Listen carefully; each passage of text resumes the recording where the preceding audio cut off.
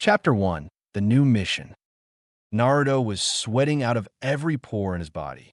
He had been fighting for hours and had bruises and cuts all along his body. The QB couldn't keep up with the number of wounds he was receiving, and even his renowned stamina was wearing thin.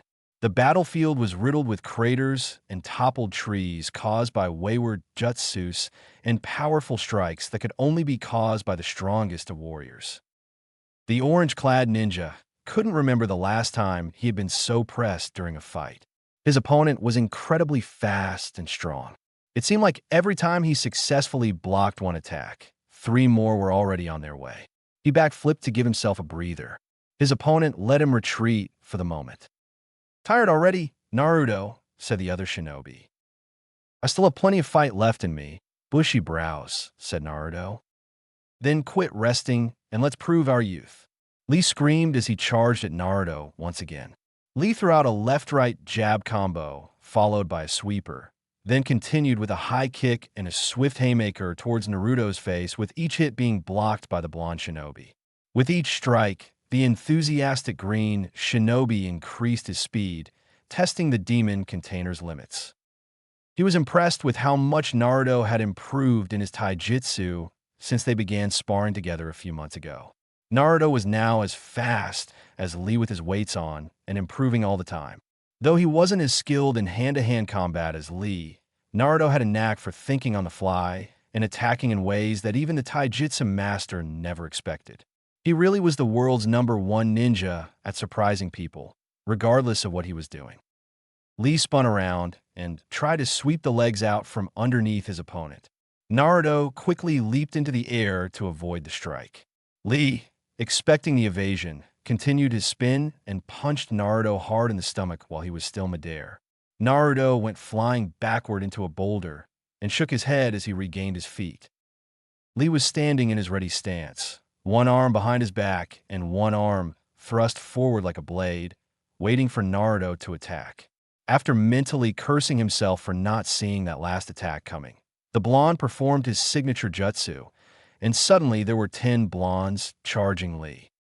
The taijutsu master smirked and proceeded into a complicated series of kicks and punches that occurred so swiftly and smoothly that the real Naruto could only look on and wonder as Lee destroyed every clone with such precision it looked more like a dance than a heated battle. Lee took advantage of Naruto's admiration and moved so fast that to onlookers it would have appeared that he simply vanished, only to reappear right behind a still stunned Naruto. Lee punched the blonde hard enough to send him soaring across the training ground into a tree nearly 100 feet away. Smiling at his victory, Lee walked to his friend to make sure he was okay. Suddenly, Naruto disappeared in a flash of smoke. Shocked to find it was a clone, Lee quickly examined the area looking for the real Naruto. The bushy-haired shinobi felt a shadow on his back and looked back in time to see his opponent's foot heading towards chest. Lee ducked quickly, leaving him slightly off balance. The blonde pressed his advantage and continued to keep Lee on the defensive. Right hook, left jab, spin kick, aerial roundhouse, sweeper, uppercut. The hits just kept coming. Even while blocking and dodging all of these blows and more, Lee had managed to regain his footing. He breathed the inner sigh of relief that Naruto's combo, while catching him off guard, failed. Truly great fights were like music, with both sides occasionally reaching crescendos. The blonde's crescendo had already reached its peak and was now dying off, and Lee knew it was only a matter of time before he was able to build his own. The taijutsu master blocked a final right punch from Naruto and took the opportunity to grab his opponent by the wrist, ensuring there was no escape. Konoha whirlwind. Lee screamed as he sent his right leg soaring towards the blonde. Suddenly, a hand burst from the ground and grabbed Lee's left leg that was still on the ground and threw him off balance. The green ninja's kick went wide, and Naruto punched his opponent with all the force he could muster. Lee, still shocked by what happened, had no chance to dodge the strike and fell hard to the ground. He continued to lie on the ground, knowing he was defeated this time. "When did you create the last shadow clone?" asked Lee.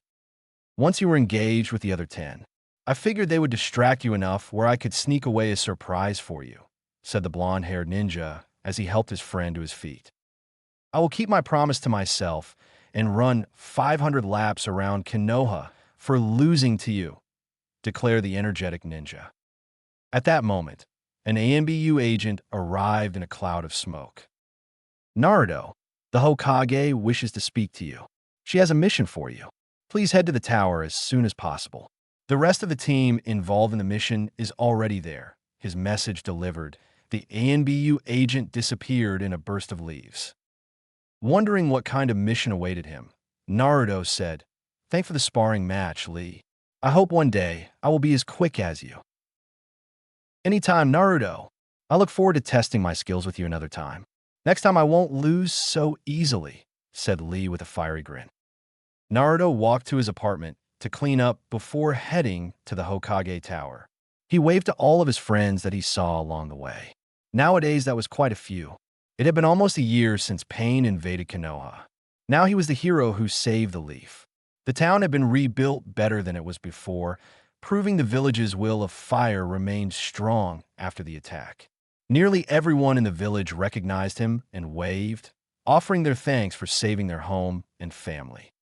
Having been hated since childhood for the demon that lived inside him, he still had not gotten used to all of the positive attention he received since that day, especially from girls. Lately, Naruto had noticed some girls following him around, giggling to each other whenever he turned around to stare curiously at them. He knew what they were giggling about. He wasn't that naive anymore. Now he knew how Sasuke must have felt back in the academy. Sasuke. Naruto still hadn't kept his promise to Sakura to bring him back.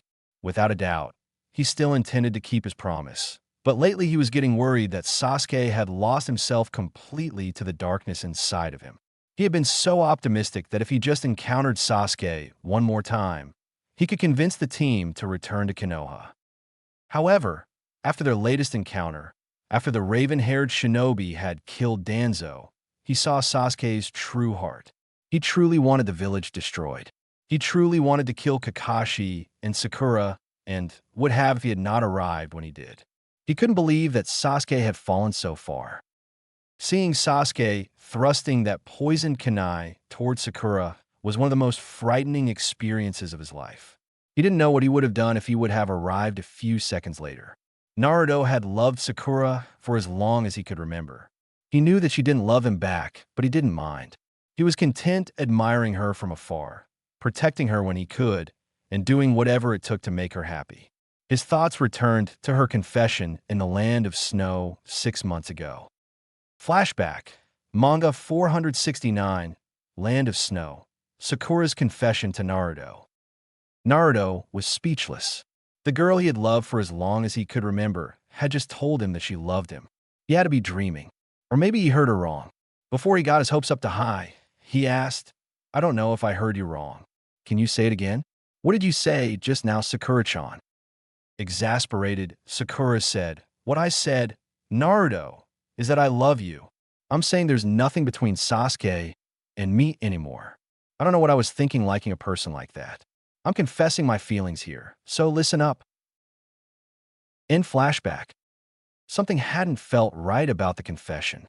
He later realized that it was her way of trying to convince him to stop chasing after Sasuke, since the Leaf Village had decided to declare him a rogue ninja and issued a capture or kill on sight order.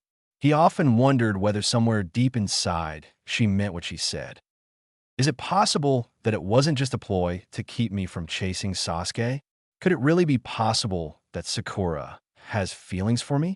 He smirked to himself. Based on my previous experiences, I'm not that lucky. Especially not with women, he thought.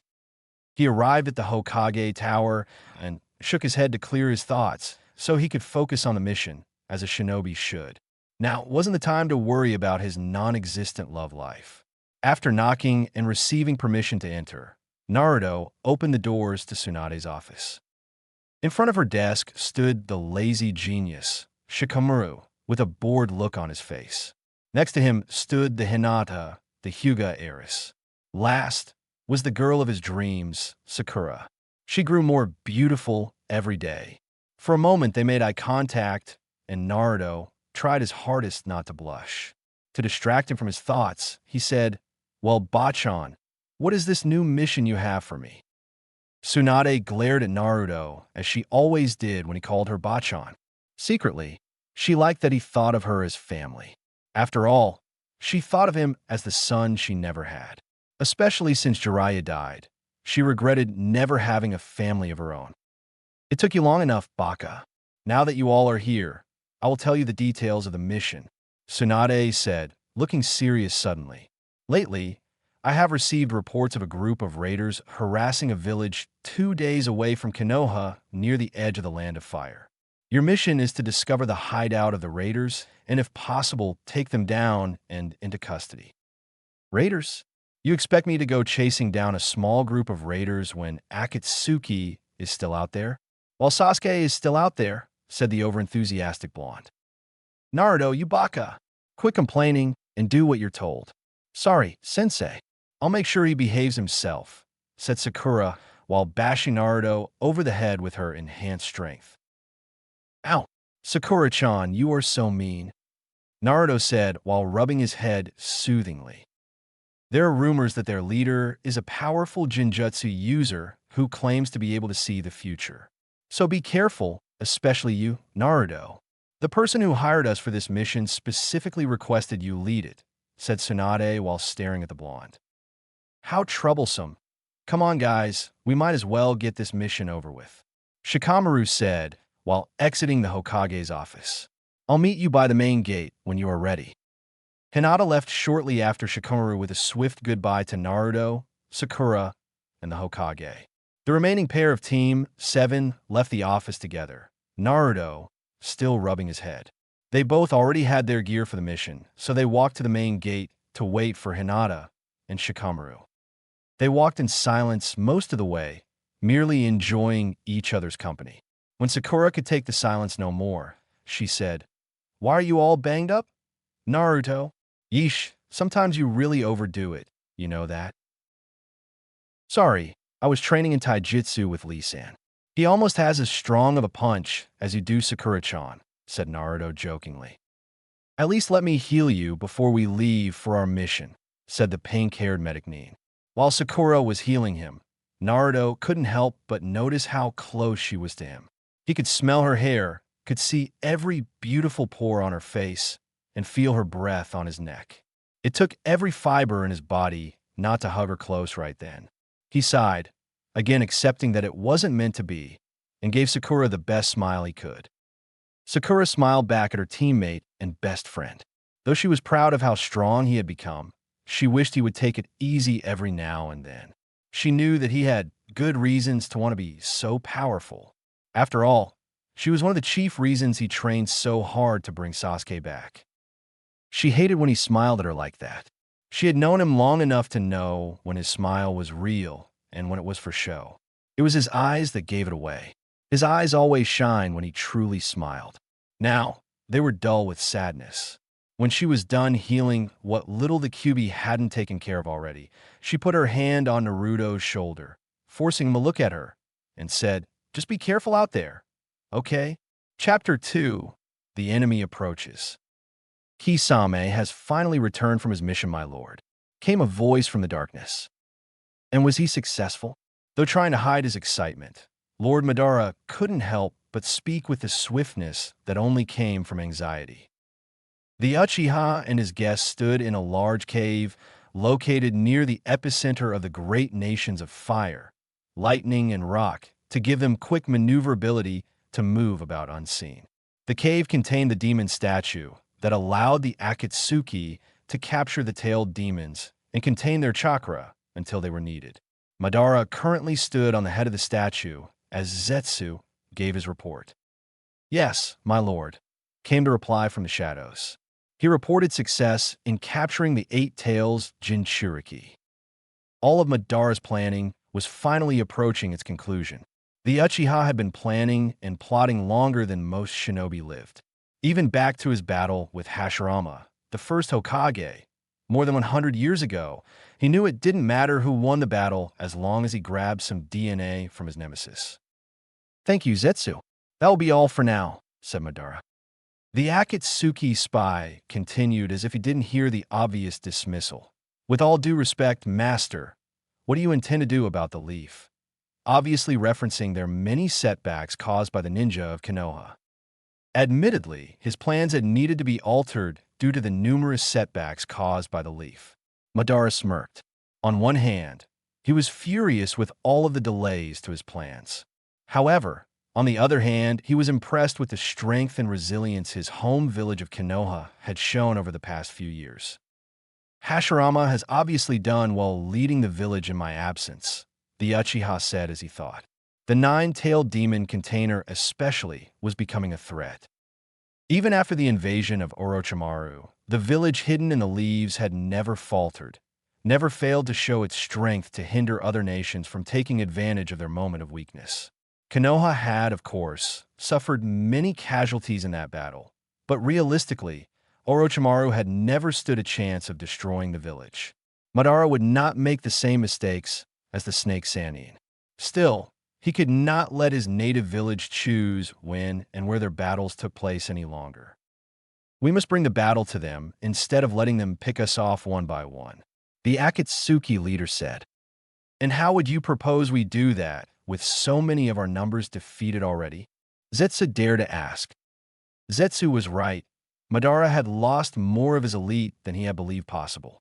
It had taken the Uchiha years to amass ninja of the highest caliber. Who could have imagined that an old retired sand shinobi and a young pink hair medic Nin would be capable of taking down Sasori of the Red Sand, one of the strongest shinobi to ever come from Suna? Between Sasori and his partner Daidara, Madara had been sure that the puppet master was by far the stronger of the two. The old Sharingan user had been surprised to hear that Kakashi had awakened the Mangekyo Sharingan, based on Daidara's report. Many of the long-deceased Uchiha would have become furious upon hearing that someone outside of the Uchiha clan had mastered the Sharingan to the extent that Kakashi had. Shortly after, Haiden and Kakuzu had fallen at the hands of Leaf Shinobi. Though he was pleased to be rid of the constant complaining of Haiden, Kakuzu had provided a majority of the funds for his organization, allowing Madara to focus on more important matters. When he heard Zetsu's report of how the immortal and the greedy bastard met their end, he couldn't resist examining the battlefield himself. It appeared that Naruto had indeed come up with an impressive jutsu to cause that much devastation in a single attack. To some degree, their losses had been necessary and expected to acquire the legendary tailed beasts. Still, it seemed the Leaf Village was the only one willing to stand against them to any significant degree. That was when he knew that Konoha was becoming too much of a thorn in his side. Madara had convinced Pain to destroy the village. Pain was one of the most powerful shinobi he had ever met. Luckily for Madara, the Rinnegan user was easily manipulated. As long as he believed that he promoted peace with the people he killed, he would do as he was told. The Uchiha didn't care what people's motivations were, as long as they served him. Not only had Pain failed to capture the Nine Tails, but he also failed to cause a single casualty thanks to his betrayal and his revival jutsu. At the least, Madara expected Pain to weaken the Great Village, thus allowing him more freedom from their constant interference with his plans. However, all he had to show was one less valuable shinobi and an enemy that was more united than ever against his cause. We have Sasuke and his team, Madara stated, more as a stall to keep thinking than anything. Although he personally caused the deaths of Daidara and Itachi, Sasuke was a valuable addition to his army. Daidara, with his obsession with art, was difficult to control. He wouldn't be missed. Itachi, however, was strong, even by Uchiha standards.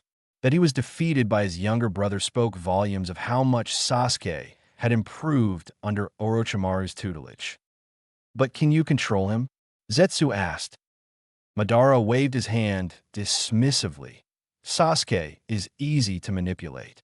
As long as he is convinced that it furthers his revenge, the young Uchiha will exceed all expectations and kill with a ruthlessness that surpasses even Kisame. Madara easily answered. Promise the boy a little power, and he would kneel at your feet.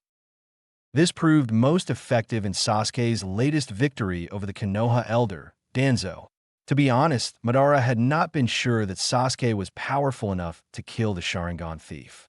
He was prepared to step in when the situation turned dire. A little failure would do the young Uchiha some good. It turns out that although he was not as powerful as Danzo, Sasuke proved to be the more clever of the two by fooling the elder into believing that his Izanagi was still activated with a simple Chunin-level Genjutsu. The boy still has a bond with the Nine Tails. Zetsu argued. Sasuke's reunion with Naruto was discouraging.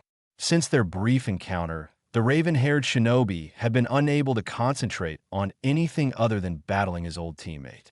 Though Madara was glad this encouraged Sasuke to finally take Itachi's eyes and awaken his eternal Sharingan, his obsession with killing the Nine Tails interfered with his plans. All of the other 8 Bijou had been retrieved, and only the Kyuubi remained. Madara would not have his plans foiled this late in the game by some petty vendetta. Madara stared down at Zetsu and said, "Let me worry about Sasuke." "Very well, my lord." The Akatsuki spy answered, knowing he had overstepped his bounds. He decided to change subject. "What is your plan then, master?" The Uchiha considered for a moment.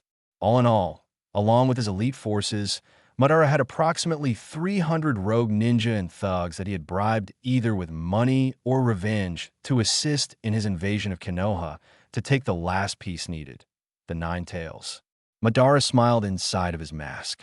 "This time, there will be no setbacks. The Kyuubi will be mine. We head for Konoha."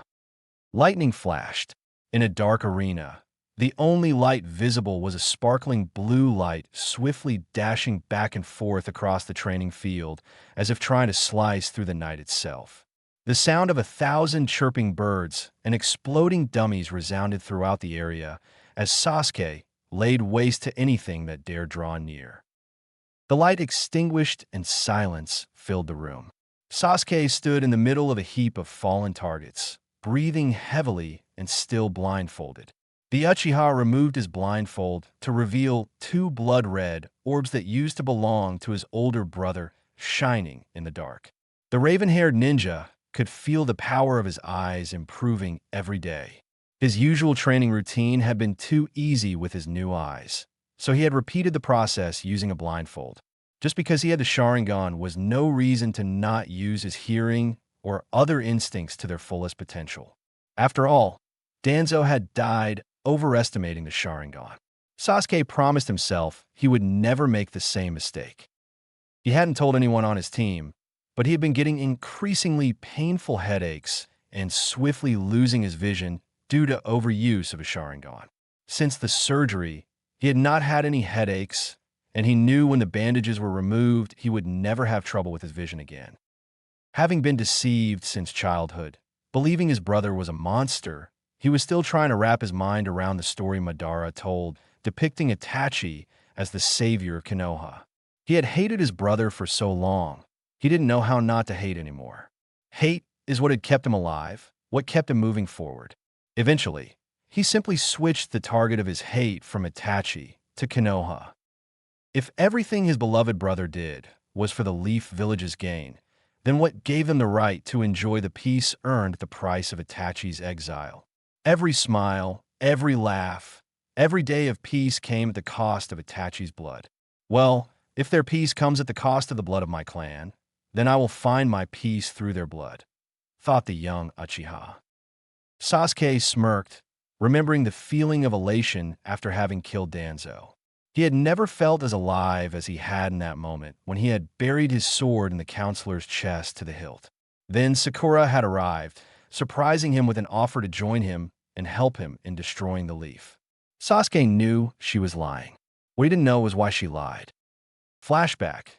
Manga 181. Konoha Village. Sakura's confession to Sasuke. Sasuke stood with his pack, ready to leave the village to go to Orochimaru for power, but Sakura was there, in his path. Tears were pouring down her face as she spoke. "If you and I were together, I swear I wouldn't let you regret it. We'll live happily every day. We'll definitely find happiness together." She was crying so hard it was almost difficult to understand what she was saying. "I will do anything for you. Please stay. I'm begging you. I'd even kill for you. Anything you want me to do, I will do it for you." Please, stay here with me. If that isn't possible, then take me with you. In flashback, Sasuke was sure that back then, she had meant it. She really would have left her home and family for him. Now, however, something seemed different. Her eyes seemed dead when she looked at him. He could see that she wasn't obsessed with him like she was when they were younger. Had his actions finally dissuaded her from being able to love him? Had she fallen for someone else? He didn't really care. He knew that most women found him attractive.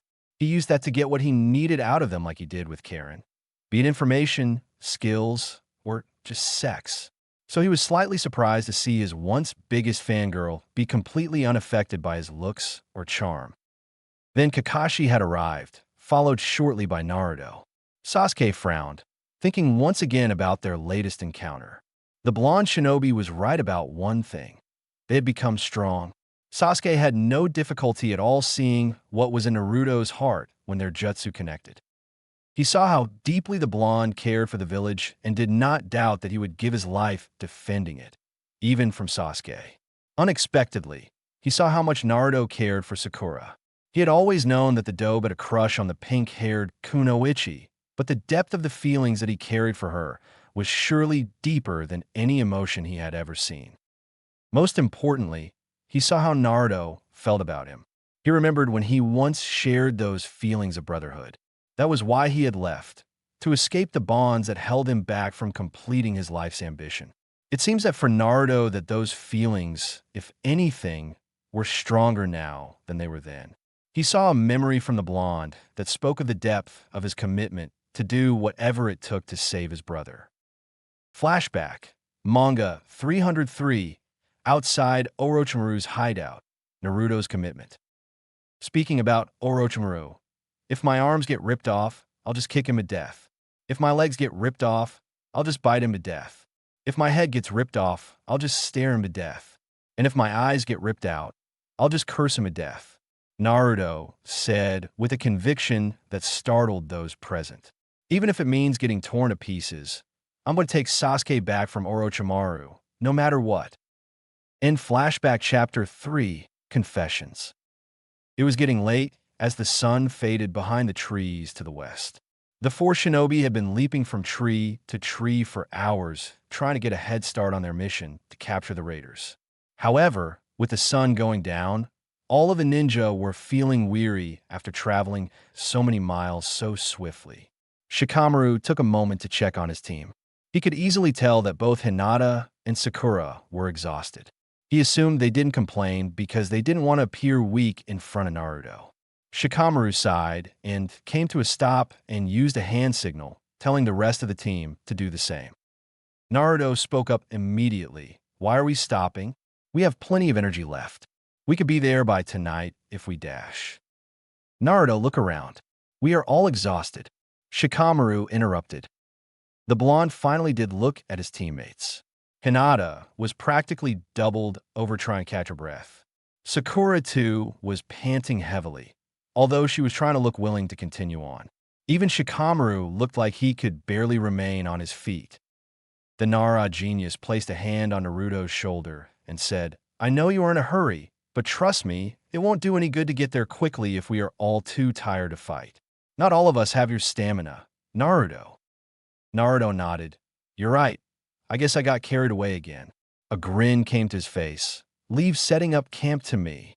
The blonde created several clones that quickly rushed around gathering wood for a fire, setting up the supplies and other preparations for the night. Shikamaru groaned at his teammates' energy. At least it gave him a chance to rest, although it was hard to focus on the clouds with the racket he was making. They weren't close enough to their destination to worry about being spotted, so he Naruto have his fun. When everything was completed, the group sat together by the fire. After a simple meal of rations which they had brought with them from the village, the group was relaxing and sharing stories of previous missions. This was Sakura's favorite part of missions. It was rare she had a chance to see her friends so happy and full of life.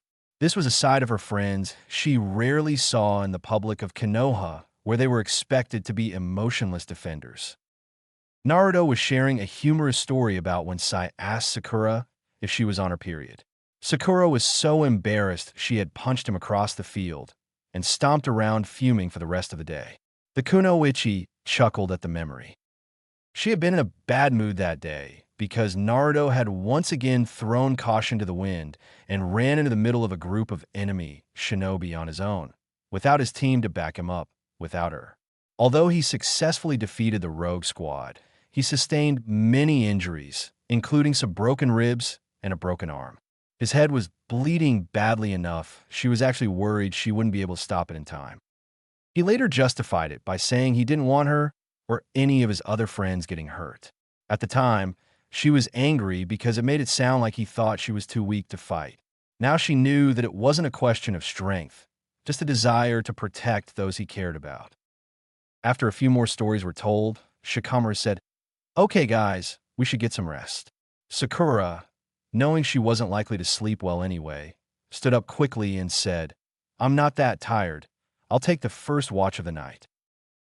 Hinata stood next and agreed to take watch the remainder of the night after her.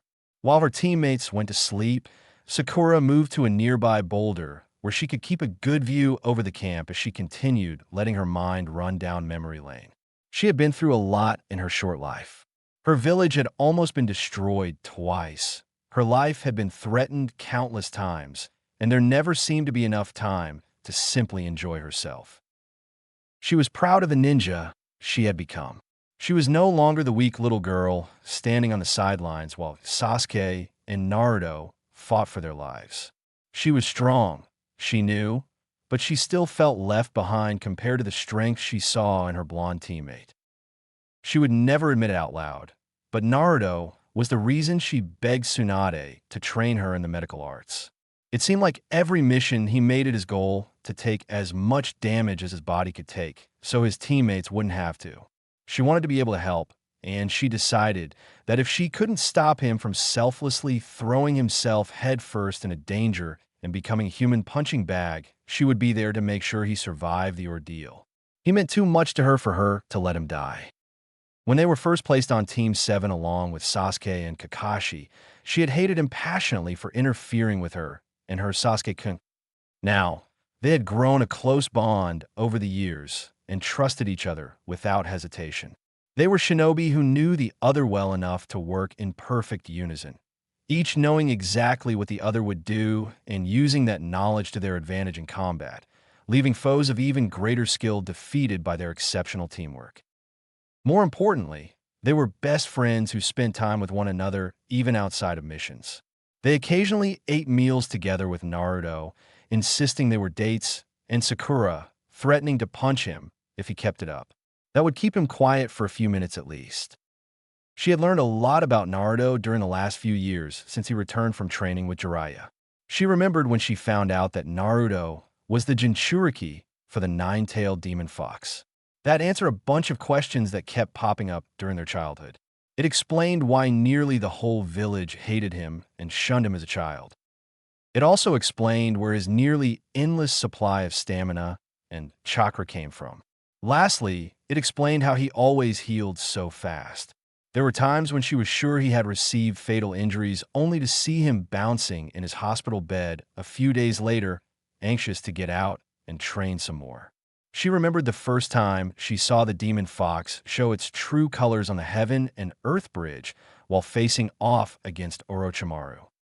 Flashback, Manga 296-7, Heaven and Earth Bridge, Four Tails Naruto. Naruto, in the Four Tails state, was staring at Orochimaru with a fury Sakura had never seen in him. She couldn't believe this was the same Naruto that used to play pranks in the village, the same Naruto who always asked her out to eat ramen with him. She ran to him, yelling at him to stop. He looked at her with a blank look on his animalistic face. He didn't recognize her. Suddenly, one of his tails came streaking at her. With no time to dodge, the tail struck her in the arm, knocking her to the ground and burning her badly. After Captain Yamato used a seal to return Naruto to his human state, Sakura was shocked. All of his skin was burned away, leaving second to third degree burns all along his body. She sat up, put her hands on his chest, and began pouring forth her green healing chakra to help regrow his skin. Memories of the past, when all she could do was sit on the sidelines and watch her friends fight and die, flooded her head. It is always the same. I can only do the small things for Naruto, she said as tears dripped from her face. Yamato looked closely at Sakura. He could see by her actions how much Naruto meant to her. It's not what you do that's important. It's how strongly you feel about him that counts. Sakura, I can tell just by looking at you. The truth is you. In flashback, Sakura rubbed the scar that the Nine Tails left on her upper arm. She knew that Naruto wasn't the demon inside of him, but it was still sobering to realize the awesome power that he kept at bay within. She never had the chance to hear what Yamato was going to say. She thought she knew, but she refused to think about it.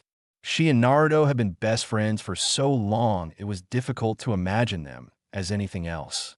She had avoided any meaningful relationships since having her heart ripped out by Sasuke, choosing instead to focus on her training. At that moment, she was distracted by movement to her left. She realized it was just Hinata coming to take over the watch for the rest of the night. Sakura found it hard to believe that she had passed 4 hours lost in her thoughts. It was a good thing there were no intruders around, or she might not have reacted in time. Sakura observed Hinata approach her and take a seat next to her. The two kunoichi had become close friends in the last few years. They found their bond under the connection of both having climbed over the expectations of the village. Sakura, the first ninja of her clan, strove to make a name for herself, and Hinata fought to overcome the large shadow left by Neji.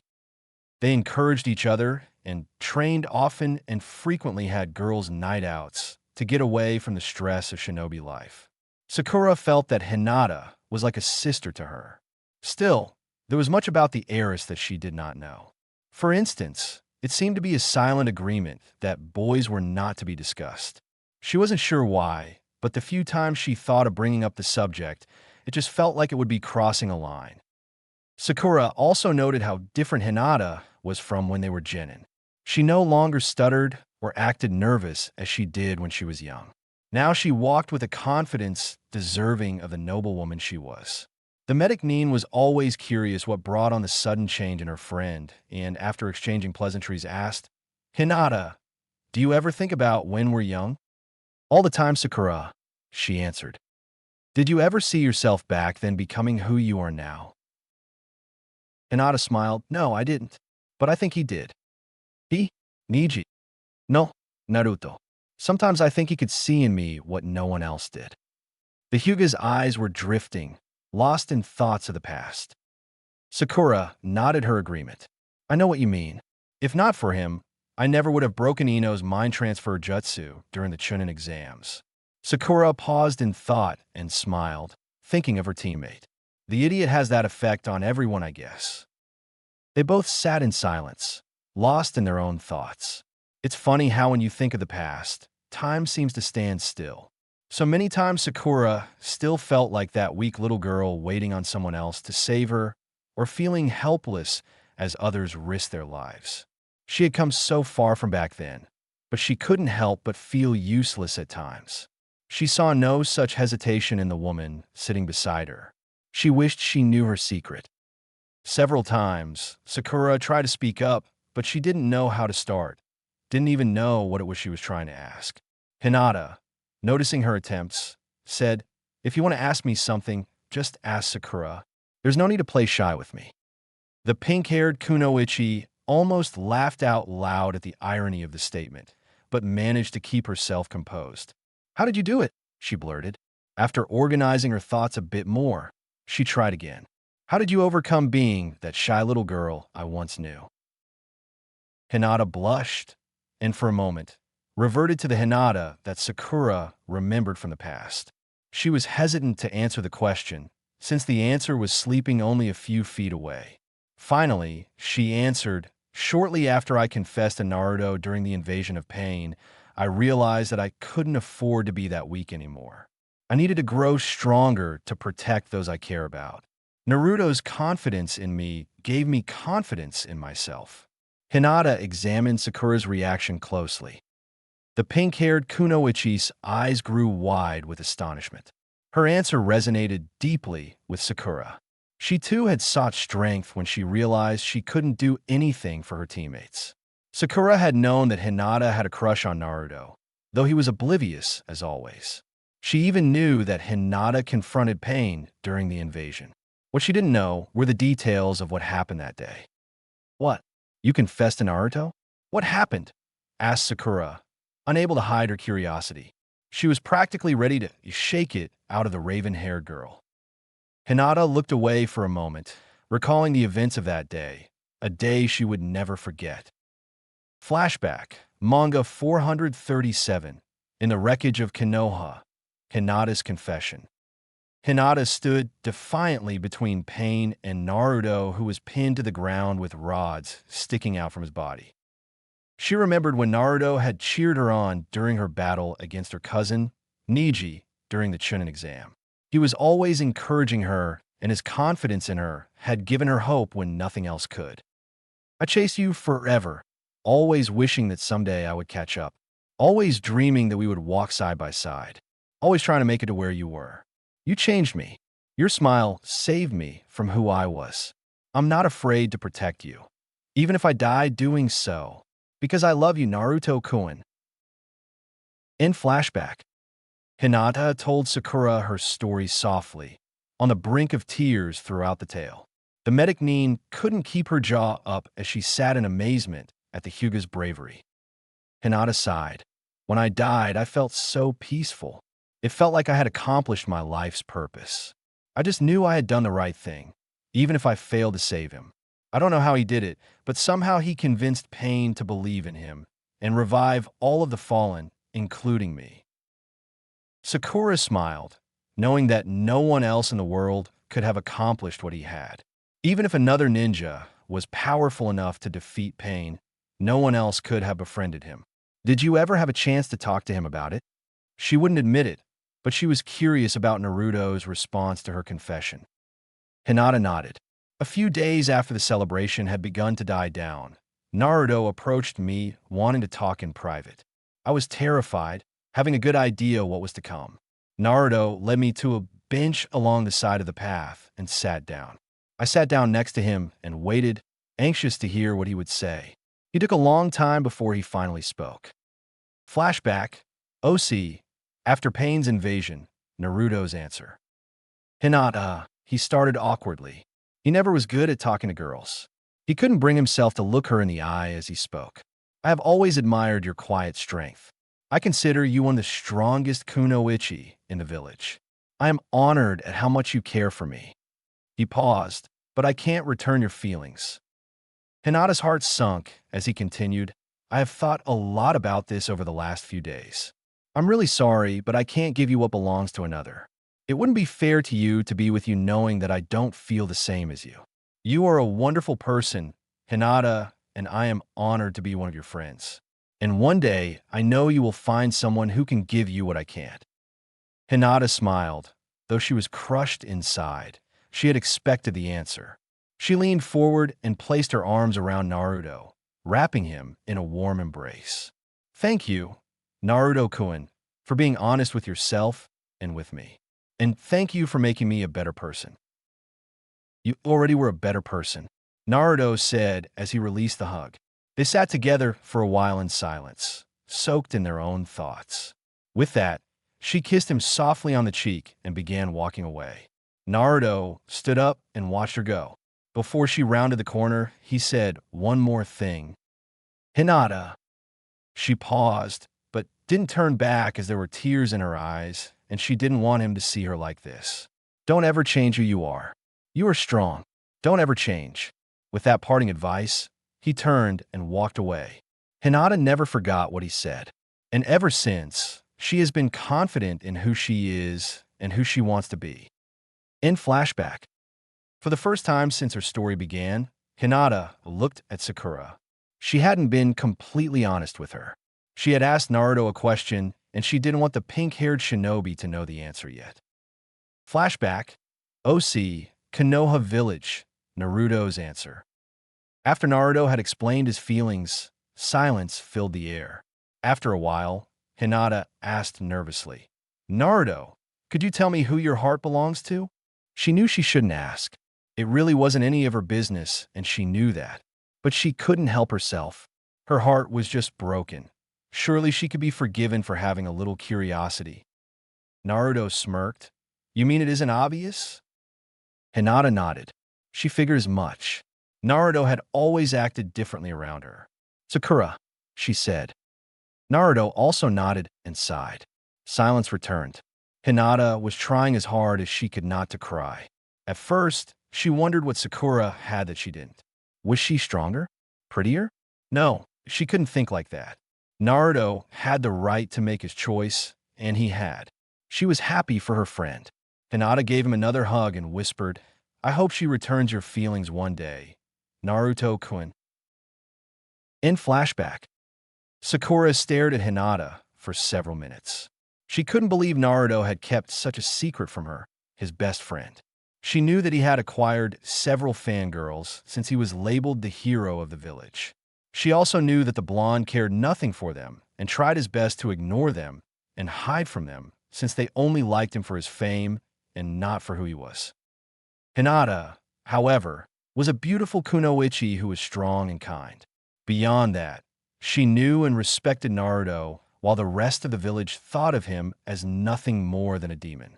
To add icing to the cake, she was an heiress to one of the most powerful clans in the village. What more could a man ask for in a girl? Finally, Sakura spoke. Oh, Hinata, I'm so sorry. I didn't know. Is there anything I can do? A small smile came to Hinata's face. Don't break his heart, she thought to herself. Hinata startled. This topic reminded her of something Kiba had told her about. Sakura, Kiba tells me I'm not the only one who confessed to Naruto. Care to enlighten me? Hinata asked with a nudge. Sakura groaned out loud, slamming her head in her palm. She always forgot about the audience she had for what should have been a private moment. She would have to remember to punish Kiba for sharing that information later. Oh well, she told me her story. I might as well even the score, she thought. Sakura remembered every word she said that day. She thought about it constantly. The reason it was always on her mind is because she still didn't know how much of what she said was merely to convince Naruto to stop chasing Sasuke and how much she really meant. Flashback, Manga 469, Land of Snow, Sakura's confession to Naruto. Did something happen, Sakura-chan? Why me of all people all of a sudden dash? Nothing happened. If you want to know why I started liking you, I'll say it clearly. Sakura interrupted. She walked up to Naruto and abruptly pulled him into a close embrace. Sasuke-kun just keeps getting further from me. But you, Naruto, you've always stayed by my side.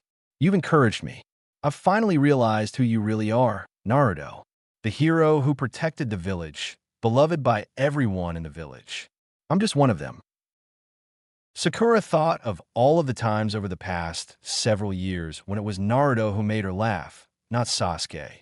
It was Naruto who always protected her on missions, not Sasuke. And it was Naruto who comforted her after a rough day at the hospital, not Sasuke. She smiled, remembering her teammate as a kid. That mischievous little dummy I knew, little by little, is becoming this great and important man. And I've been watching from right next to him. But all Sasuke's done is commit crimes and break my heart. More and more, he's becoming a different person than he was, so distant. Sakura hugged him tighter, feeling his tension at the strained situation. But Naruto, you're right here, where I can touch you like this. You make me feel safe.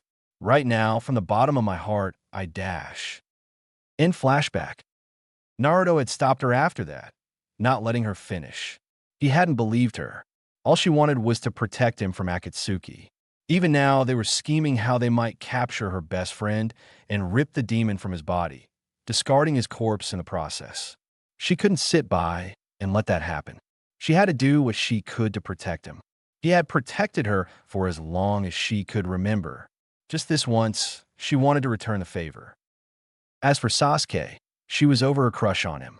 She still wanted him back, of course, but only because he was a teammate and because of how important he was to Naruto.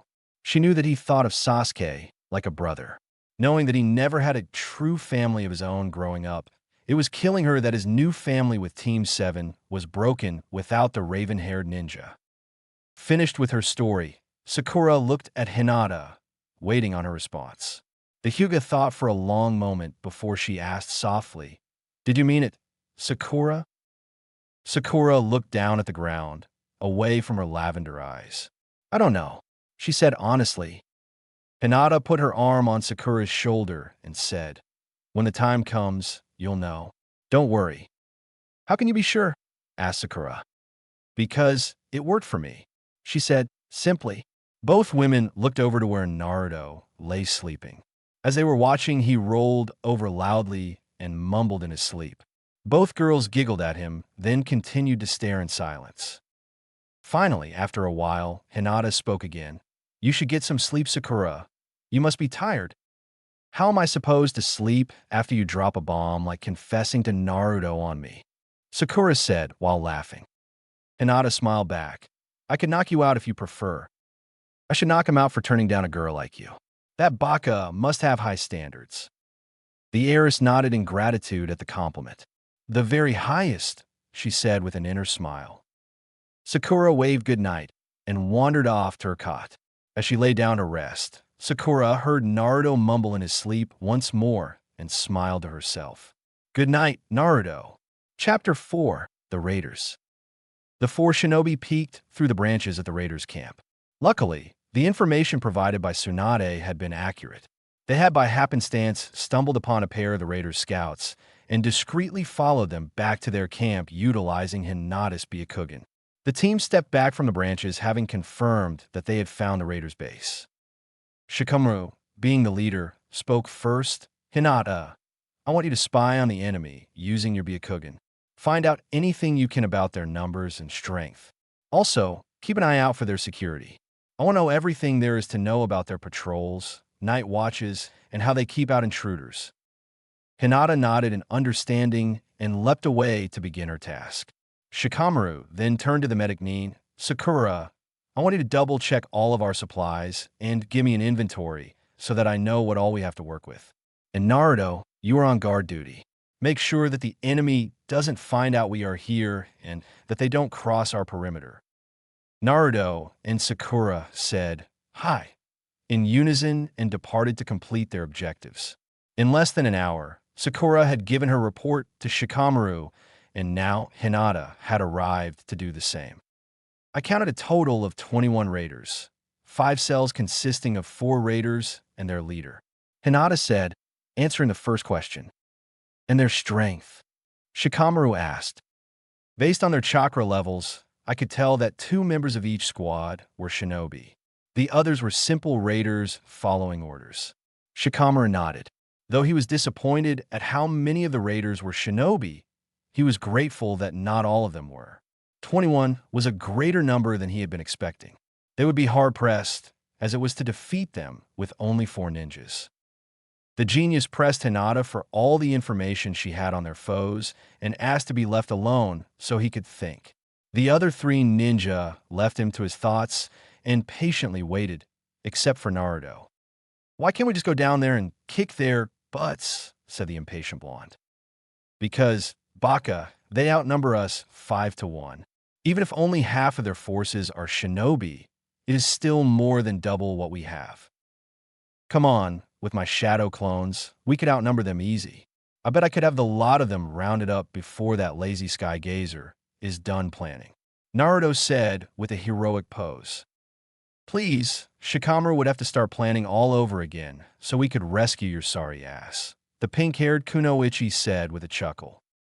Hinata watched their exchange with a sad smile. They already act like they've been together for years, she thought. They talked more about the rumors of the leader of the raiders and her strange powers. After about half an hour had passed, Shikamaru joined them, ready to share his strategy. "Okay, guys, let's start with what we know. Since we began observing the raiders, one of the 4-man cells has been away from the camp scouting for traders, travelers, and other prey to steal from. This group checks in every hour to report and confirm their status. This leaves 17 in the camp. At night, the remaining 4 squads take turns on watch for 4 hours each. 2 squads have downtime, 2 squads are on watch. This part gets tricky. One squad patrols the perimeter from the outside, and the other squad faces outward in every direction from the center of the camp. Great. That means that even if we could take out all four outer sentries out quietly, the inner squad will notice us and sound the alarm. Sakura stated. Shikamaru nodded, impressed with her quick analytical skills. Exactly. I have an idea, but it is risky, and even if everything goes according to plan, we will still be dealing with several troublesome ninja. Naruto smiled and pounded his fists together. Finally, some action. Shikamaru shook his head and took a nearby stick and started drawing in the dirt. Here is what we will do. First, when the scout squad reports in, we will follow them away from the camp. When we are a sufficient distance to assure that an alarm will not be sounded, we will quickly ambush their squad. That only gives us 1 hour to take them down and return to the camp to complete the rest of the plan. That's cutting a little close, isn't it, Shikamaru? Hinata noted. The Nara shrugged his shoulders. There's no way around it. They have to be dealt with. We can't give them the opportunity to get the jump on us later. The only other choice is to take the whole camp while they are away, and the odds of that are even worse.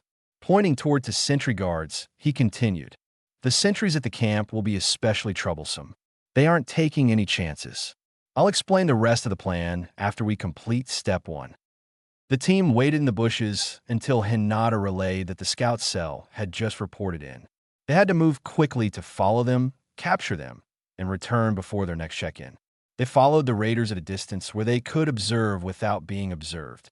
After about 15 minutes, when they were far enough away from the camp, the Konoha ninja attacked, Naruto leading the charge and Sakura hanging back in case anyone was injured.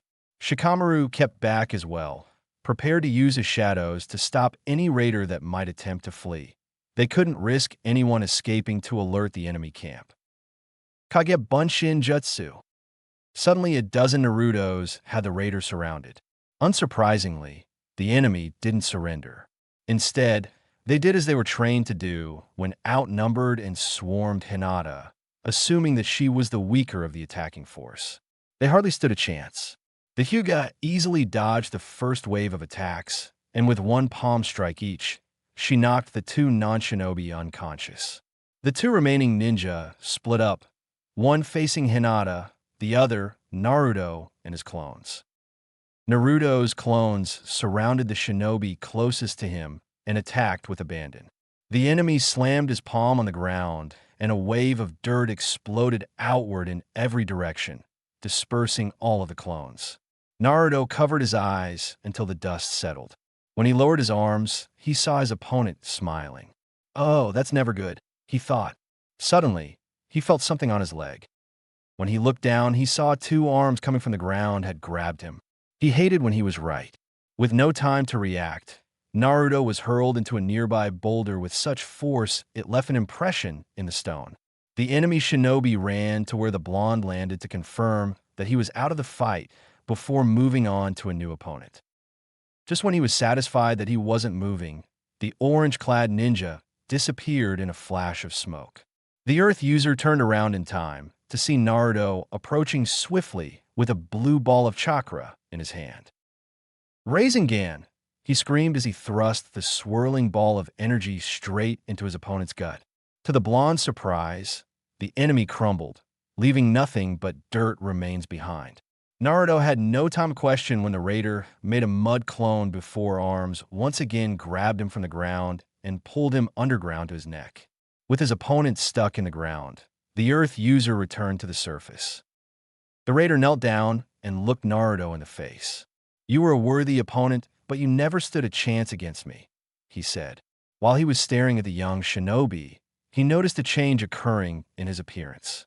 The blonde's eyes were changing to red and turning into vertical slits instead of the ocean blue ovals they used to be.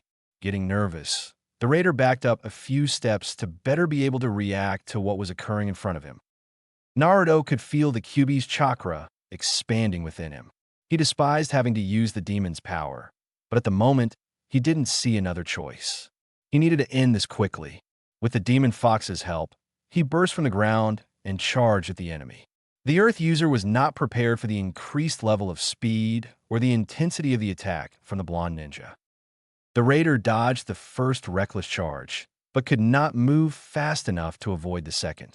Naruto's fist collided with the Earth user's face, and he slammed into the ground, where he stayed. Naruto's eyes returned to their usual sky blue, and he finished securing his prisoner. Meanwhile, Hinata faced off against her opponent. Not knowing her enemy's abilities, she got into her ready stance and waited for him to make the first move. Pulling his sword from its sheath, he accepted her invitation. The Hyuga pulled out a kunai and blocked his first downstroke attack. His attack was so strong that her arm went slightly numb. Hinata back flipped to buy her some time. She glanced at her kunai and noticed that the sword had penetrated a good portion of the weapon. One more blow like that, and he would cut through her defense. She hurled the now useless weapon at her opponent, who easily dodged and shook the numbness from her hand. The raider smiled, having seen that look on his enemies many times before. He put his hands together through a complicated group of hand signs, and suddenly 24 illusions of the shinobi and his fearsome blade surrounded the heiress. He quickly resumed his attack, not giving the female shinobi time to discover which were illusions and which was really him. Hinata danced around the area. Occasionally, she would take a swipe at the illusions when the opportunity presented itself, but she was desperately dodging as many of the attacks as she could, knowing that she couldn't trust her arm to block another attack like that.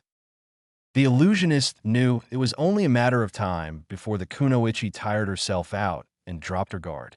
He kept his illusions attacking constantly, not giving her a moment to breathe or think. After a few minutes, he noticed how hard she was breathing, and he went for the kill from her back. At the last moment, Hinata spun around and struck her opponent over his heart with her gentle fist style, stopping it from beating. He fell to his knees, surprised. How did you know?" he asked. "I'm of the Hyuga clan," she stated simply. "I knew the whole time which one was the real you. I could see your chakra, unlike in your illusions. Once I faked my exhaustion, I knew you would come to me. I am the worst opponent for you." With that, she struck his heart again, restarting it, and withdrew the chakra binding rope from her pack and secured him. Once the battle was over, they tied the newly captured prisoners to a tree to make sure they could not escape, especially the shinobi. With that task accomplished, they hurried back to the camp to find it the same as when they left. One squad was patrolling the perimeter and a second kept watch from the middle of the camp. The lights were off in the tents, indicating that the remaining 2 squads were already asleep, just as Shikamaru predicted. Shikamaru checked the time, then spoke to his team. "Okay guys, 10 minutes to spare. So far, so good." Sakura still wasn't sure what the genius had planned next. How do we get in without alerting either the outer or the inner sentries? Shikamaru looked at her over his shoulder. "Good question. As you pointed out earlier, we can't attack the outer watch without the inner squad seeing us and setting off the alarm. Therefore, the only remaining option is to take out the middle group first." He spoke as if it was the obvious choice, but it still didn't make any sense to the rest of the Konoha ninja. "And how exactly do we do that?" Naruto chimed in. Shikamaru smiled at him. "Oh, I think you'll like it. It's just your style. I'll need your help." "Naruto." He looked to the 2 kunoichi. "I'll need you 2 to be ready to take out the outer shinobi after we take care of the others. Naruto's clones can take care of the thugs." Though the kunoichi still didn't understand how Shikamaru was going to handle the inner squad, they both nodded and trusted their teammate to do as he said. The Konoha leader looked again to Naruto. "I need you to take care of the leader. You are the strongest among us, and she is the most likely to be troublesome. We will come help you as soon as we take care of the 2 sleeping squads. Does everyone understand?" The others nodded, unsurprised that Shikamaru had come up with the perfect strategy to remove their enemy's advantage of numbers and constantly give them the advantage of surprise. Sakura saw Naruto grinning. "What are you so happy about?" "Shikamaru said I was the strongest," said Naruto, puffing out his chest. Shikamaru and Hinata rolled their eyes. The pink-haired ninja punched Naruto as hard as she dared, not wanting to announce their presence to the raiders. "Focus, Naruto!" After all, we're getting to your favorite part, Sakura said, smiling, knowing that would get his attention. Hell yeah, said the blonde, throwing a fist in the air.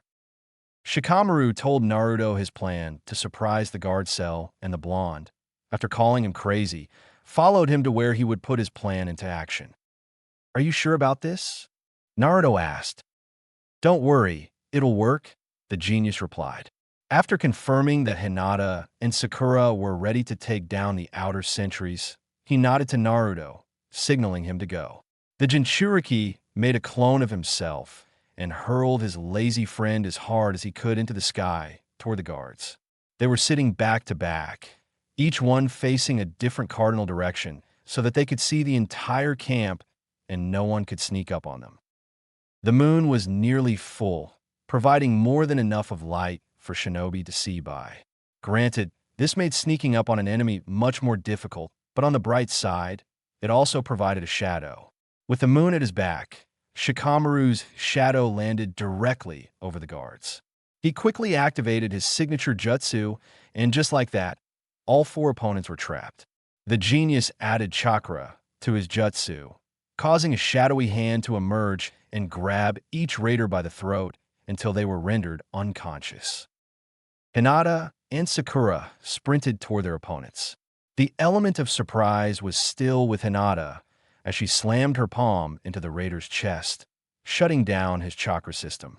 Sakura's opponent, however, realized something was wrong and threw a kunai at the alarm system before Sakura took him down from behind. As Naruto's clones finished with the remaining sentry thugs, the remaining two squads emerged from their tents to discover their camp under attack. Shikamaru shouted at the blonde, Naruto, go now. We will hold them off. Capture the leader. As the genius finished his command, 3 raiders leaped upon him, and he was forced to defend himself. Taking one last glimpse of his friends fighting at his back, Naruto went straight for the largest of the 3 tents, knowing that it most likely belonged to the leader. Expecting his prey to be asleep, the demon container quietly entered the tent, only to find the leader sitting at her desk with 2 cups filled with what looked like tea, staring at him. Naruto, right on time. Please have a seat. I have been waiting for you. Chapter 5, Fortunes of War. Naruto, right on time. Please have a seat. I have been waiting for you, said the leader of the raiders. Waiting for me? What does she mean she's been waiting for me? Who is this woman? The blonde thought to himself. He couldn't put his finger on it, but something felt strange about the woman. She didn't seem to blink as much as she should, and her voice seemed to come from several directions instead of simply from her. Beyond that, she spoke at a slow pace in a carefree manner, as if all she said should be obvious. She just didn't seem to fit in her body, similar to how Ino looked after performing her mind transfer jutsu. None of this quite touched the supernatural feeling he felt around her. As if reading his mind, she said, How rude of me. I forgot to introduce myself. My name is Aki. Holding her hand out toward an empty chair, she prompted, Please sit with me. Would you like some tea? Naruto, unsure what to do, walked slowly to the chair opposite Aki and sat down. He figured stalling wouldn't be a bad thing. As soon as his friends secured the remaining raiders, they would join him, and then maybe Shikamaru could explain to him what the hell was going on. How did you know I was coming? Asked Naruto, unable to hide his curiosity. She raised an eyebrow. You mean you haven't heard the rumors? The ones that say you can see the future? I doubt that, he said flatly. Even after what you have just seen? Naruto frowned, considering her words. He could still hear the occasional clang of metal striking metal from the battle, continuing on outside as his friends fought to buy him time. If you knew I was coming, why were your guards not better prepared? He questioned. Simple. I wanted you to come here so I could speak to you. To warn you. Aki responded simply. Warn me? Warn me of what? Naruto asked, surprised. Outside, the battle raged on between the other 3 Konoha ninja and the final 2 squads of raiders. The ground was littered with miniature craters and fissures from Sakura's mighty fists. A few trees were still burning from a fire jutsu that one of the enemy shinobi performed. All in all, things were pretty evenly matched. Shikamaru was keeping several of the raiders occupied with his shadows, but it was more than the Nara could handle. The problem was that he needed to keep an eye on everything. Granted, he could focus on one opponent at a time and most likely succeed with his shadow within a few moments. The problem is what could happen in those moments. 7 versus 2 was probably beyond the ability of his teammates. Instead, the genius was playing as the distraction and safeguard support. By sending out his shadows at all of the raiders at once, he was very unlikely to capture an enemy, and even if he did, they would be able to break it in a few seconds due to his lack of focus. However, it also caused the raiders to remain moving at all times and unable to concentrate on one of his teammates. Sakura had already successfully landed one of her bone-crushing punches on one of the weaker raider, who was too focused on the Shadow Wielder's ability and not on the pink Kunoichi, rendering him out of the fight for good. Hinata gained the upper hand on one of her opponents, but just before she could land the finishing blow, another raider came up from behind and nearly cut her head off with his katana. If not for Shikamaru's shadow holding him in place at the last second, she would have been done for. Instead, she received a deep gash in her shoulder, but returned the favor tenfold by a 64 palm strike to the raider's chakra system. 2 down, 6 to go. In the leader's tent, Naruto awaited Aki's warning. Her eyes were focused exclusively on him. Her gaze was as intimidating as it was intelligent. "He's coming for you," the man in the orange mask. "He's coming to take what is inside you, Jinchuriki." Aki smiled at the shocked look on the blonde's face. "Yes, I know who you are, Uzumaki Naruto, and I know the power that resides inside of you. Come closer, and let me show you what I have seen." She made some hand signs, and a cool fire appeared in the corner of the room. Naruto, unable to resist, leaned forward to see what Aki had to show him. He remembered the Akatsuki member with the orange mask. Nagato had told him that he was the true leader of Akatsuki. If what she foresaw was true, Konoha would be hard-pressed indeed to defeat him. If pain alone nearly took out the village, how much more could the Akatsuki army do? The fire began crack and spark with an unknown power. Suddenly, Naruto could see shapes taking form in the flames. He could see Konoha. He recognized it by the mountain in the background with the faces of the past Hokage. Outside the village was a swirling mass. No, wait, it was an army with what appeared to be hundreds of ninja besieging the great city. Flames roared from the village, and Naruto saw many of his friends and fellow shinobi cut down without mercy. Some by blade, some ninja roasted alive by a fire jutsu, and another group of villagers trapped and dying in a collapsed building, and much worse. The streets of the village were running red with the blood of its defenders. The image looked so real that tears began falling from the blonde's eyes. Outside, the remaining enemy regrouped, realizing that they were slowly losing their advantage in numbers. Sakura hurried to the Hyuga's side, healing her gash at least to the point where it stopped bleeding and would no longer hinder her ability to fight. Hinata nodded her appreciation. Both Kunoichi looked tired, but neither looked worse than Shikamaru. The shadow wielder was panting and sweating profusely. Using his shadow to hinder so many opponents quickly wore down his chakra levels. He certainly would not be able to distract the raiders if this battle drew out much longer. Both females were watching him, hoping he had some sort of plan. The Nara took a deep breath and put his hands together in an O shape. He knew he didn't have much time. The enemy was formulating a plan just as he was. He would just have to be faster and smarter. The lives of his friends were on the line. Flashback. Manga 235, Konoha Hospital. Mission status. Shikamaru didn't understand what went so wrong. They left to bring Sasuke back. For critically injured ninja later, here they were at the hospital, and it was all his fault. He was the leader. He made the call that they split up to hold off the sound for. Because of his reckless decision, the lives of his friends were in danger. He couldn't do this anymore. He stood up and left the waiting room. His father was waiting for him at the exit. If your companions are really that important to you, before you think about running away, consider that you may become greater for the sake of your friends. In flashback, Shikamaru smirked at the memory. He shook his head, returning his focus. Observations of the raiders' movements, skills, and jutsus ran through his mind as he considered what they might do so he could formulate an appropriate response. His own team's remaining chakra, inventory, and limitations were also considerations. Strategies play out by the dozen, filtered for likelihood and risk assessment. Less than 30 seconds from when he began, Shikamaru opened his eyes. He reached into his pack and pulled out 2 cloth-covered blades, handing one to each kunoichi. Explaining their purpose, they nodded as he continued, revealing his plan. They will most likely come for me. They know that my shadow technique was the only thing stopping them from ripping us apart in our last encounter, the young Nara said. But you're nearly out of chakra. You won't be able to hold them back this time. Hinata interrupted. Shikamaru smiled, but they don't know that. I'll be the bait. You two use those blades like I showed you, and that will help even the odds. Oh, and try not to be too long. This is troublesome enough as it is. Suddenly, the 6 raiders charged, heading heedlessly toward the Konoha ninja.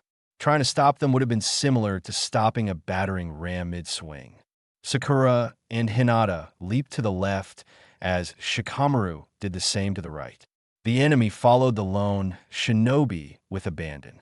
The 2 kunoichi looked at one another and nodded before performing their assigned tasks. Shikamaru ran for his life, literally. He threw his last exploding tag on the ground, forcing the raiders to split up for a moment before reuniting once more, dashing toward the shadow wielder. Hoping the kunoichi had enough time to set up, he sprinted back toward the camp where the battle first began. His pursuers were getting more creative in their means of catching the young shinobi. A giant fireball landed to his right, forcing him to turn left. An earth wall rose in front of him, forcing him to turn left once again. They're leading me somewhere. This won't be good, he thought. Then he saw it, the cliff. If they could trap him against it, there would be nowhere to go but through the raiders, and he knew he couldn't do that with his current chakra level.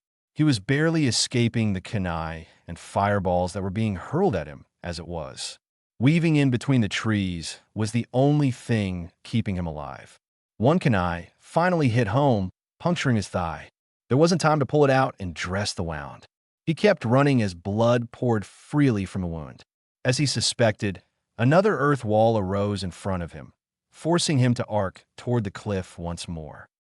Shikamaru stopped when he reached the edge, for a split second appreciated that were it not for his predicament, this would be a perfect spot for cloud gazing.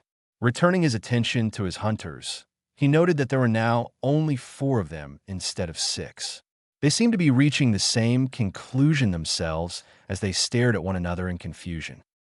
Naruto looked on as the image of the burning village vanished as mysteriously as it came. This is what will occur in 3 days if you are not in Konoha. The village will fall, but you will live, and Madara will not capture the Kyuubi, at least not yet. You must not return to Konoha, said Aki with a sense of pleading. The ruined images of his home still burned in his mind. How could he complete his dreams if it's just let Konoha burn? You say you will unite the ninja of the world. You say if there is such a thing as peace, you will seize it. This is how to do it. Madara will overstep his bounds by destroying the leaf. You could unite the remaining hidden villages against him and defeat the Akatsuki once and for all. You can achieve your dream, Naruto, she explained logically, once again reading his mind. Naruto was shaking with rage. He could feel his canines biting into his cheek, but he didn't care. How can you just expect me to abandon my friends and run away from this? He asked, his eyes filled with fury. Aki didn't flinch beneath his glare, because I have followed both forks of this path. In every scenario I have seen, if you are there when the attack occurs, your path ends. I see nothing but darkness in your future should you choose to return to Konoha and fight for your friends. By beginning this group of raiders and suggesting to the local village elder that you be requested for the mission, I gave you the excuse you needed to leave the village without suspicion. It was you? You were the one who requested me? You set all this up just to get me out of the village. Naruto questioned. Of course. I couldn't very well say hello. I had a vision where your village is going to be destroyed. Good luck, she said sarcastically.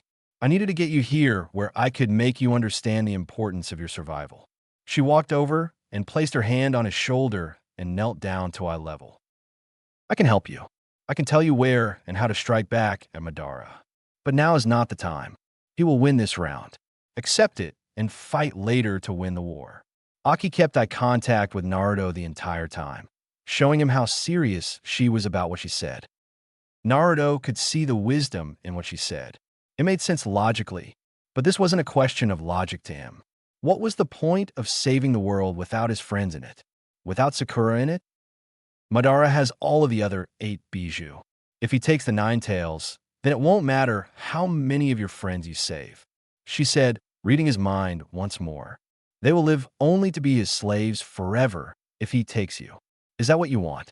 Oki questioned. Naruto stood abruptly, waving off her arm on his shoulder. I don't care. I can't just sit here while my friends are dying. I have to go back to help them. Then you will fall into darkness. It could be no other way. Aki said sadly. Naruto smiled. I will take care of Madara and bring peace to this world. Believe it. That's a promise.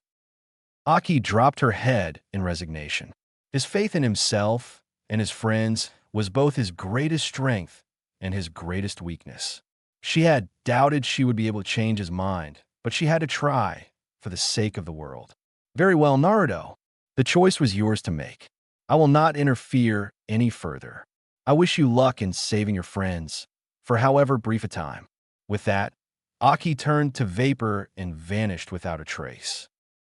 Sakura and Hinata revealed themselves from the tree-line, pinning the remaining 4 raiders between themselves and Shikamaru.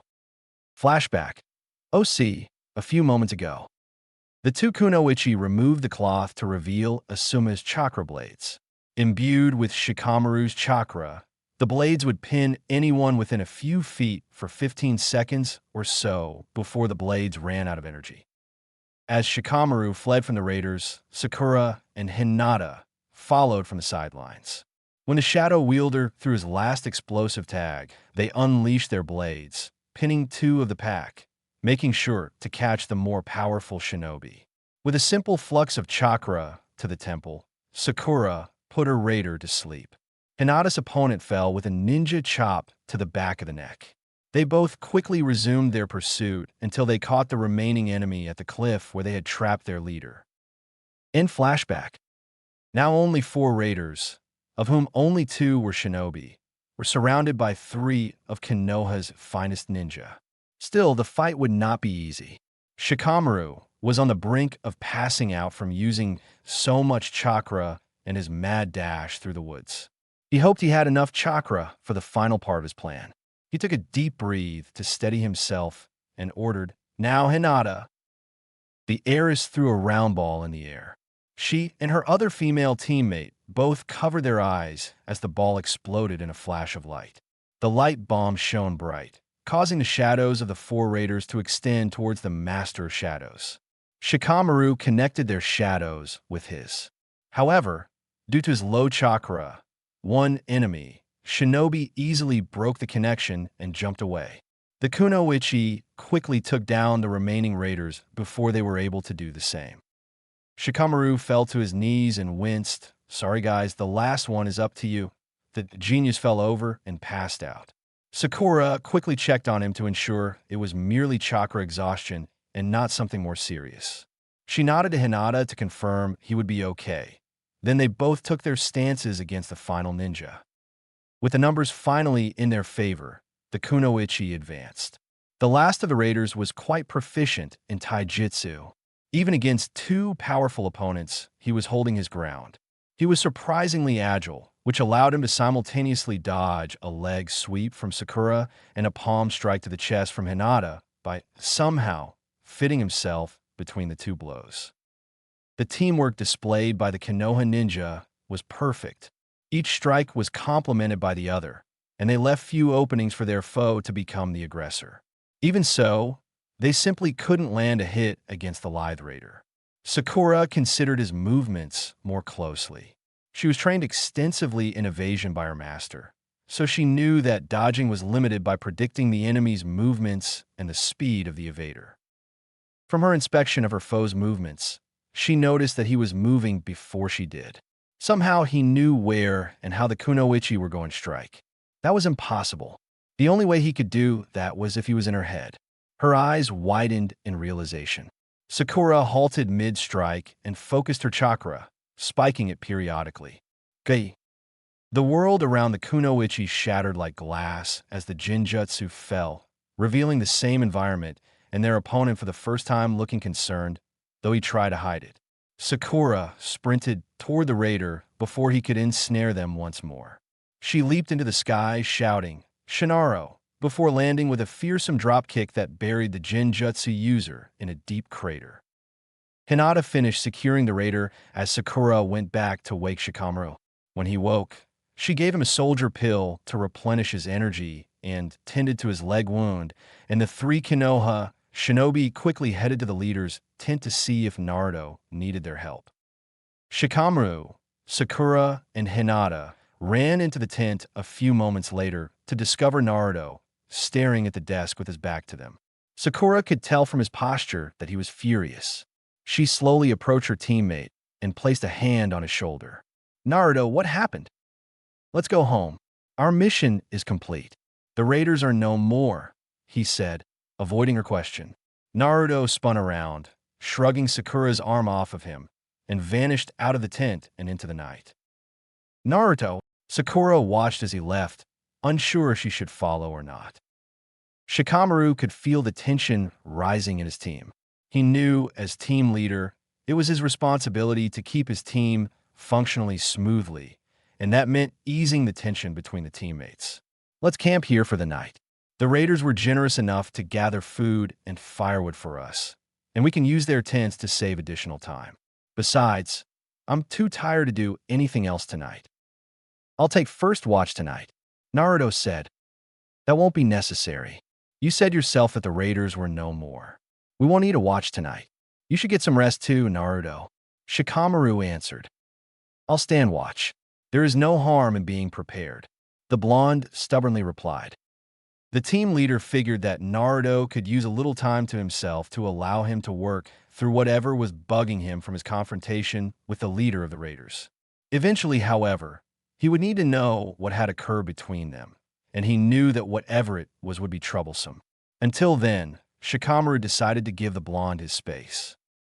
After a few hours of awkward silence between the team members, they began heading off to sleep one by one.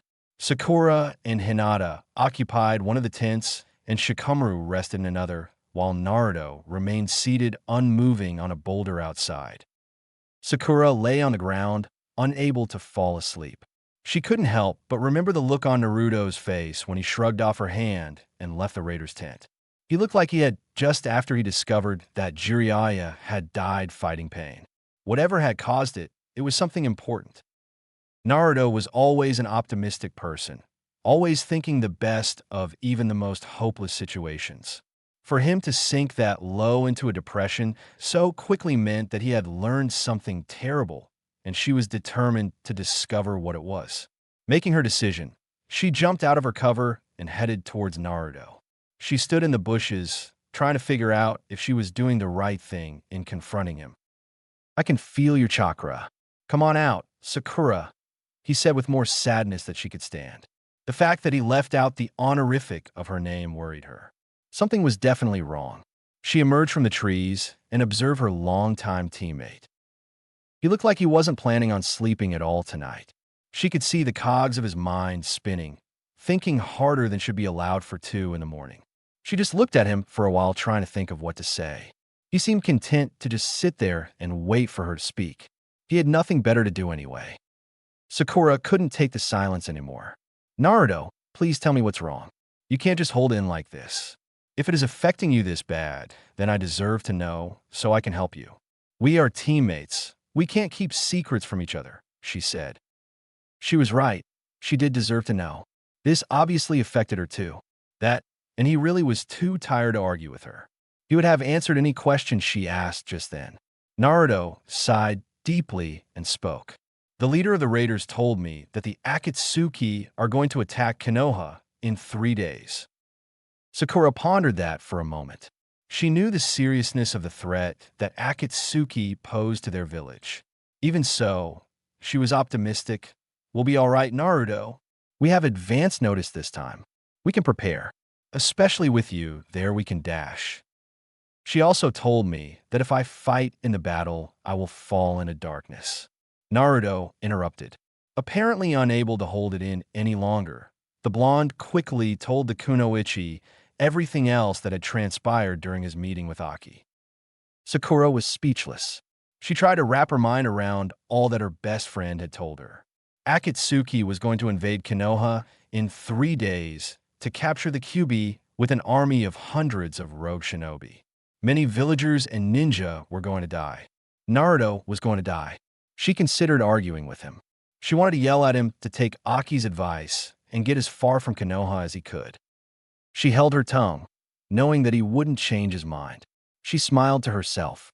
She was fiercely proud of Naruto's decision when he knew what it was going to cost him. Then tears came to her eyes. What about what it would cost her? What was she supposed to do if Naruto died? He was her best friend, her teammate, her. Naruto's deep voice interrupted her thoughts. "Sakura, promise me that you will do something." "What is it, Naruto?" she asked. Naruto looked up for the first time into her eyes. Sakura almost started crying again at all of the emotion she saw in his blue eyes. "Promise me that you won't return to Konoha with me." "What?" Sakura said with shock evident in her voice. Naruto looked away, unable to maintain the eye contact. "Promise me you will stay away from Konoha until this is all over. Promise me you will be safe." Sakura's eyes turned cold. "No, no way. I am a shinobi of the village hidden in the leaves. That means it's my responsibility to defend it from any threat, no matter how dangerous or unlikely the odds. I'm also a medic ninja. It's my duty to be there to save as many as I can. How many of our friends would die because I wasn't there to heal their wounds? Would you cower if you were in my place?" She paused. "How can you just expect me to abandon my friends and run away from this?" she said, unknowingly throwing the same words Naruto said to Aki when she asked him to stay away from Konoha back at him. Naruto sighed. He knew she was right. It wasn't fair for him to ask her to do what he was unwilling to do himself. Her description of her duty as a shinobi struck him to his core, because it was exactly how he felt. He thought it was his responsibility to defend the village, even if it cost him his life. He knew she would be needed in the fight, for both her ferocity in battle and her healing ability. However, out of everyone in his life, she was the one that he could not live without. Even if the worst should happen and his home was destroyed, life would still be worth living if she was in it. He loved that she had the same desire to defend her friends and her village that he had. Well, if she was going to fight in the largest ninja battle since the Third Great Ninja War, then he would protect her with his life if need be. Sakura saw a wide range of emotions cross her friend's face, ranging from despair to joy to pain and finally to resolve. She wouldn't admit it, but she was worried about the Aki's prediction, especially the one regarding Naruto. There was something ominous about the prophecy that made it seem like the outcome was unavoidable. She had seen firsthand what happened to Jinchuriki, who were captured by the Akatsuki. She remembered the blank stare of Gaara as he lay dead at the feet of Deidara and Sasori after they had ripped the one-tailed beast from him. She couldn't imagine the blonde, who was always so full of life, with those same dead, blank eyes. It truly terrified her. She had to go back to the village, not just for her duties, but for Naruto. She needed to be there to protect him and to heal him if need be. She had to do everything she could to ensure he wouldn't fall into their clutches. To make sure he wouldn't argue anymore, she threw out one more irresistible reason with a smile. "Tell you what, I'll even eat ramen with you when we get back home. But you are paying." Naruto's whole face brightened at her offer. "Okay, Sakura-chan, it's a date." "It's not a date," Sakura yelled, not knowing if she was kidding. Naruto chuckled and then turned serious. "Thank you, Sakura-chan." The kunoichi approached him slowly and placed her hand on his cheek. Everything will turn out fine, Naruto. I believe in you. She wished that she felt as confident as she sounded. She truly did believe in Naruto. He had never let her down. He had given his all to chase Sasuke down, and he had trained hard for 3 years with the Toad Sannin to fulfill his promise to her. He had defeated foes that no one had thought possible, including the seemingly invincible pain. However, she feared that his literal do or die philosophy on life was one day going to take its toll, and she was afraid that day might come sooner rather than later. Flashback. Manga 486. After Sasuke killed Danzo. We have become top-class ninjas, Sasuke. Both of us. So tell me, did you see what was in my heart?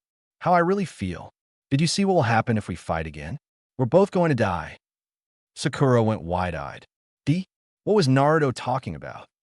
Our battle will be inevitable if you really do attack the leaf.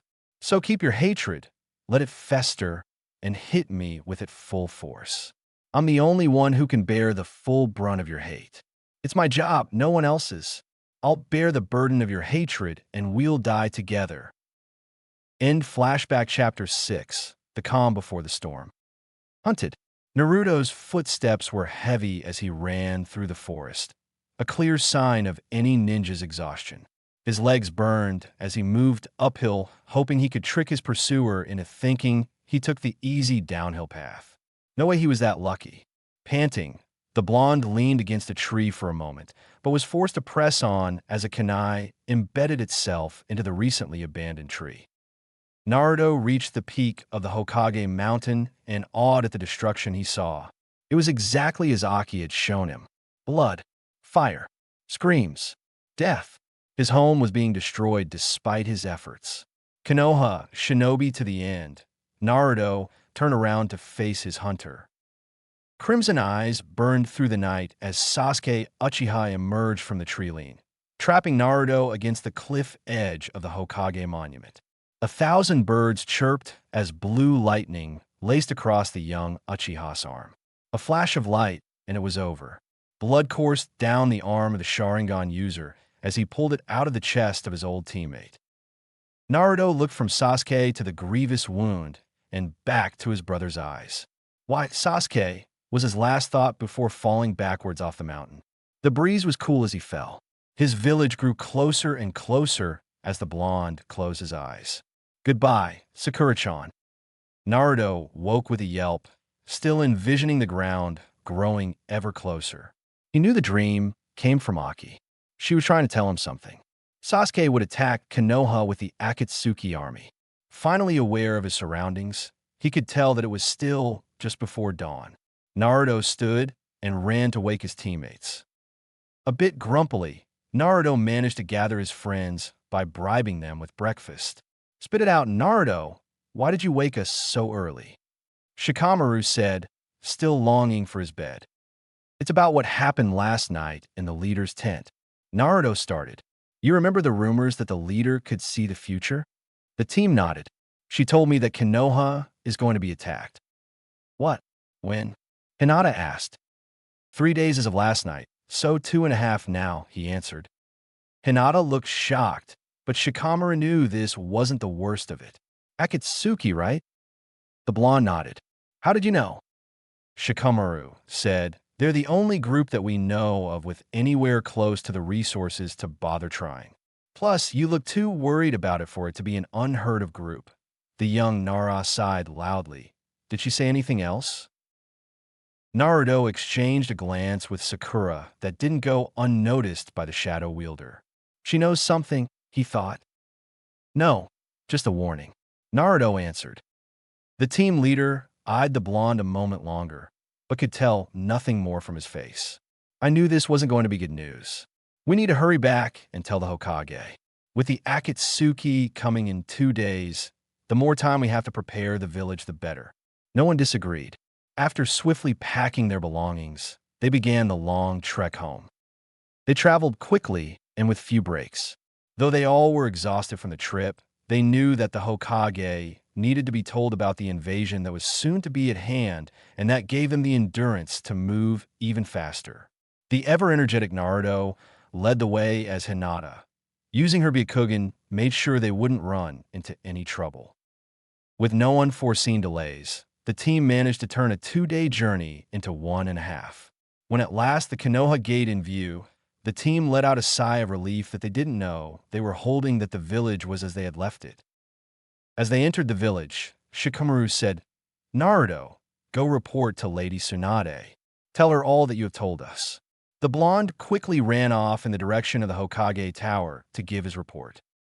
"Sakura, go to the hospital and inform them to expect several wounded in the coming days." The medic nodded and shot off toward the hospital. "Hinata, spread the word to the villagers to gather their things and expect to evacuate their homes. I will begin planning the village's defenses." They separated and went about their respective tasks.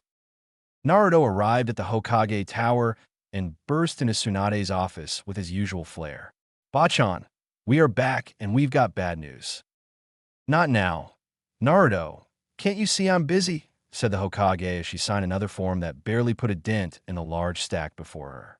She sure could use a drink about now. "Fine," he said, nonchalantly. "I guess you don't want to hear about our successful mission." "Not now, Naruto," said the Slug Princess. "Or about what became of those raiders and their leader."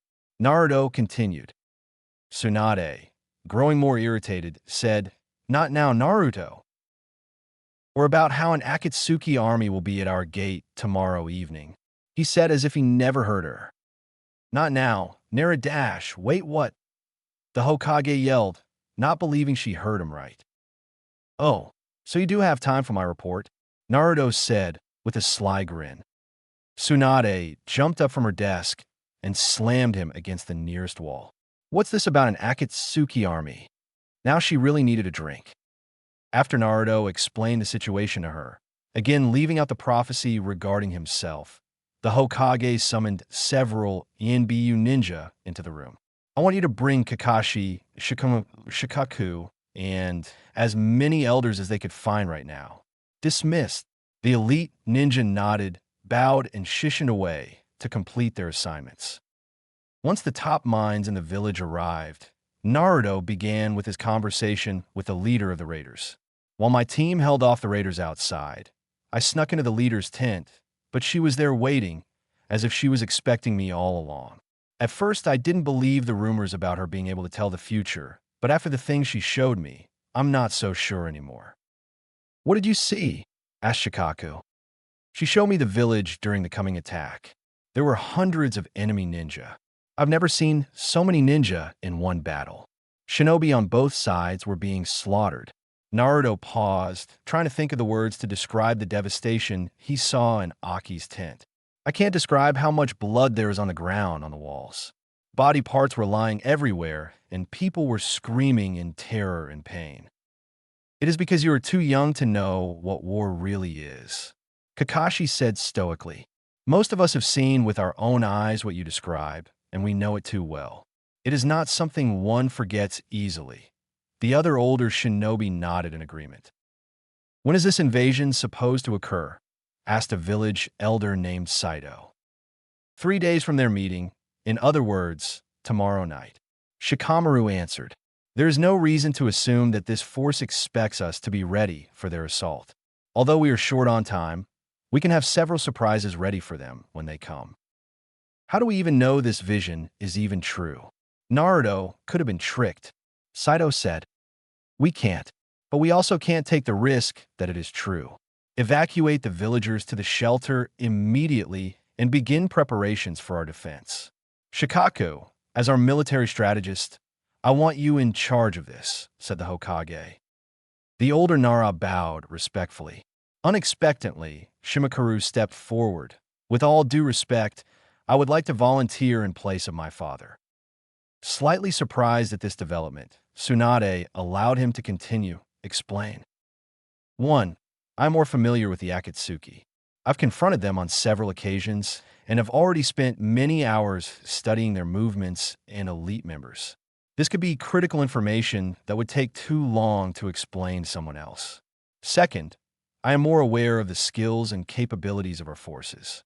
Deciding which team accomplishes which goal could make the difference between victory and defeat. Tsunade looked at Shikamaru suspiciously. It's unlike you to volunteer for extra work. He shrugged. I don't really like it either, but I'm the best person for the job. Saito started waving his arms. Wait, we are really going to let a kid decide whether we live or die. Shikaku's stare was cold as he answered the councilman. That kid is my son. Don't let his age fool you. He's smarter than I am. The Hokage cut off the argument before it got out of hand. I've heard enough. Shikamaru, the job is yours. Don't let me down. The younger Nara bowed in response. Tsunade's gaze found Naruto's. Now, I want to know everything that happened, to the last detail. Naruto was questioned over and over again in an attempt to obtain more details about the encounter. He told them of his dream of Sasuke and what he thought it meant. The blonde was hard-pressed not to reveal any information regarding his own portion of the prophecy.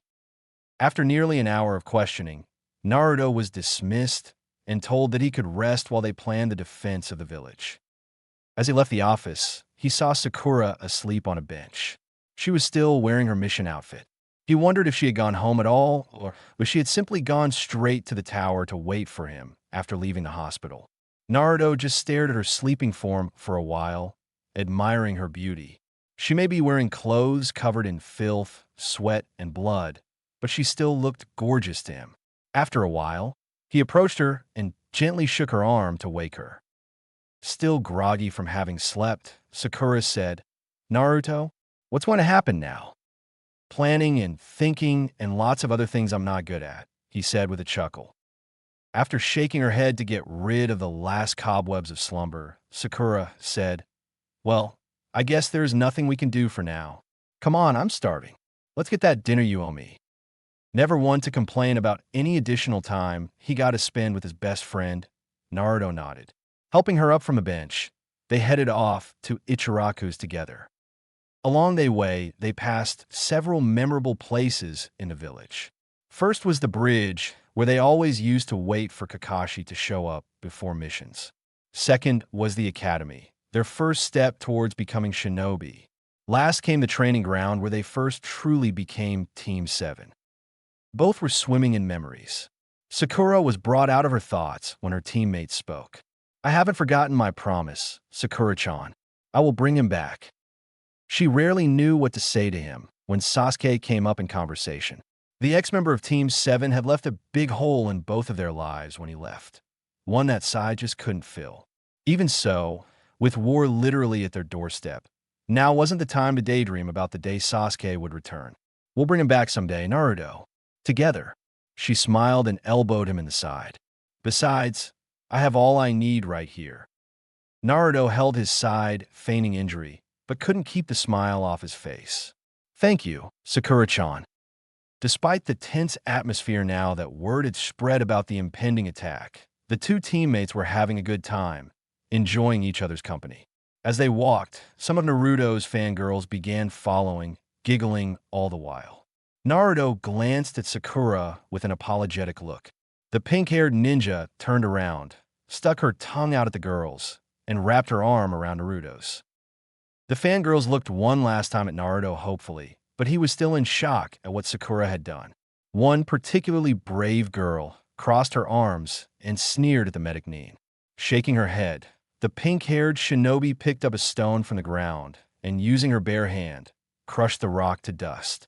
Finally, the girls gave up and left, cursing Sakura under their breath. Satisfied that Naruto would be left alone, for a while at least, she slowly unwrapped her arm from his, and they continued their way to the ramen shop. As the sun was setting, they walked the rest of the way in a comfortable silence and sat down at the bar, waiting to order their food. The shop owner arrived shortly after, and seeing Naruto said, there is my favorite customer. What will it be for you two? Good to see you too, old man. We'll have 2 miso ramens, please, said Naruto with a thumbs up.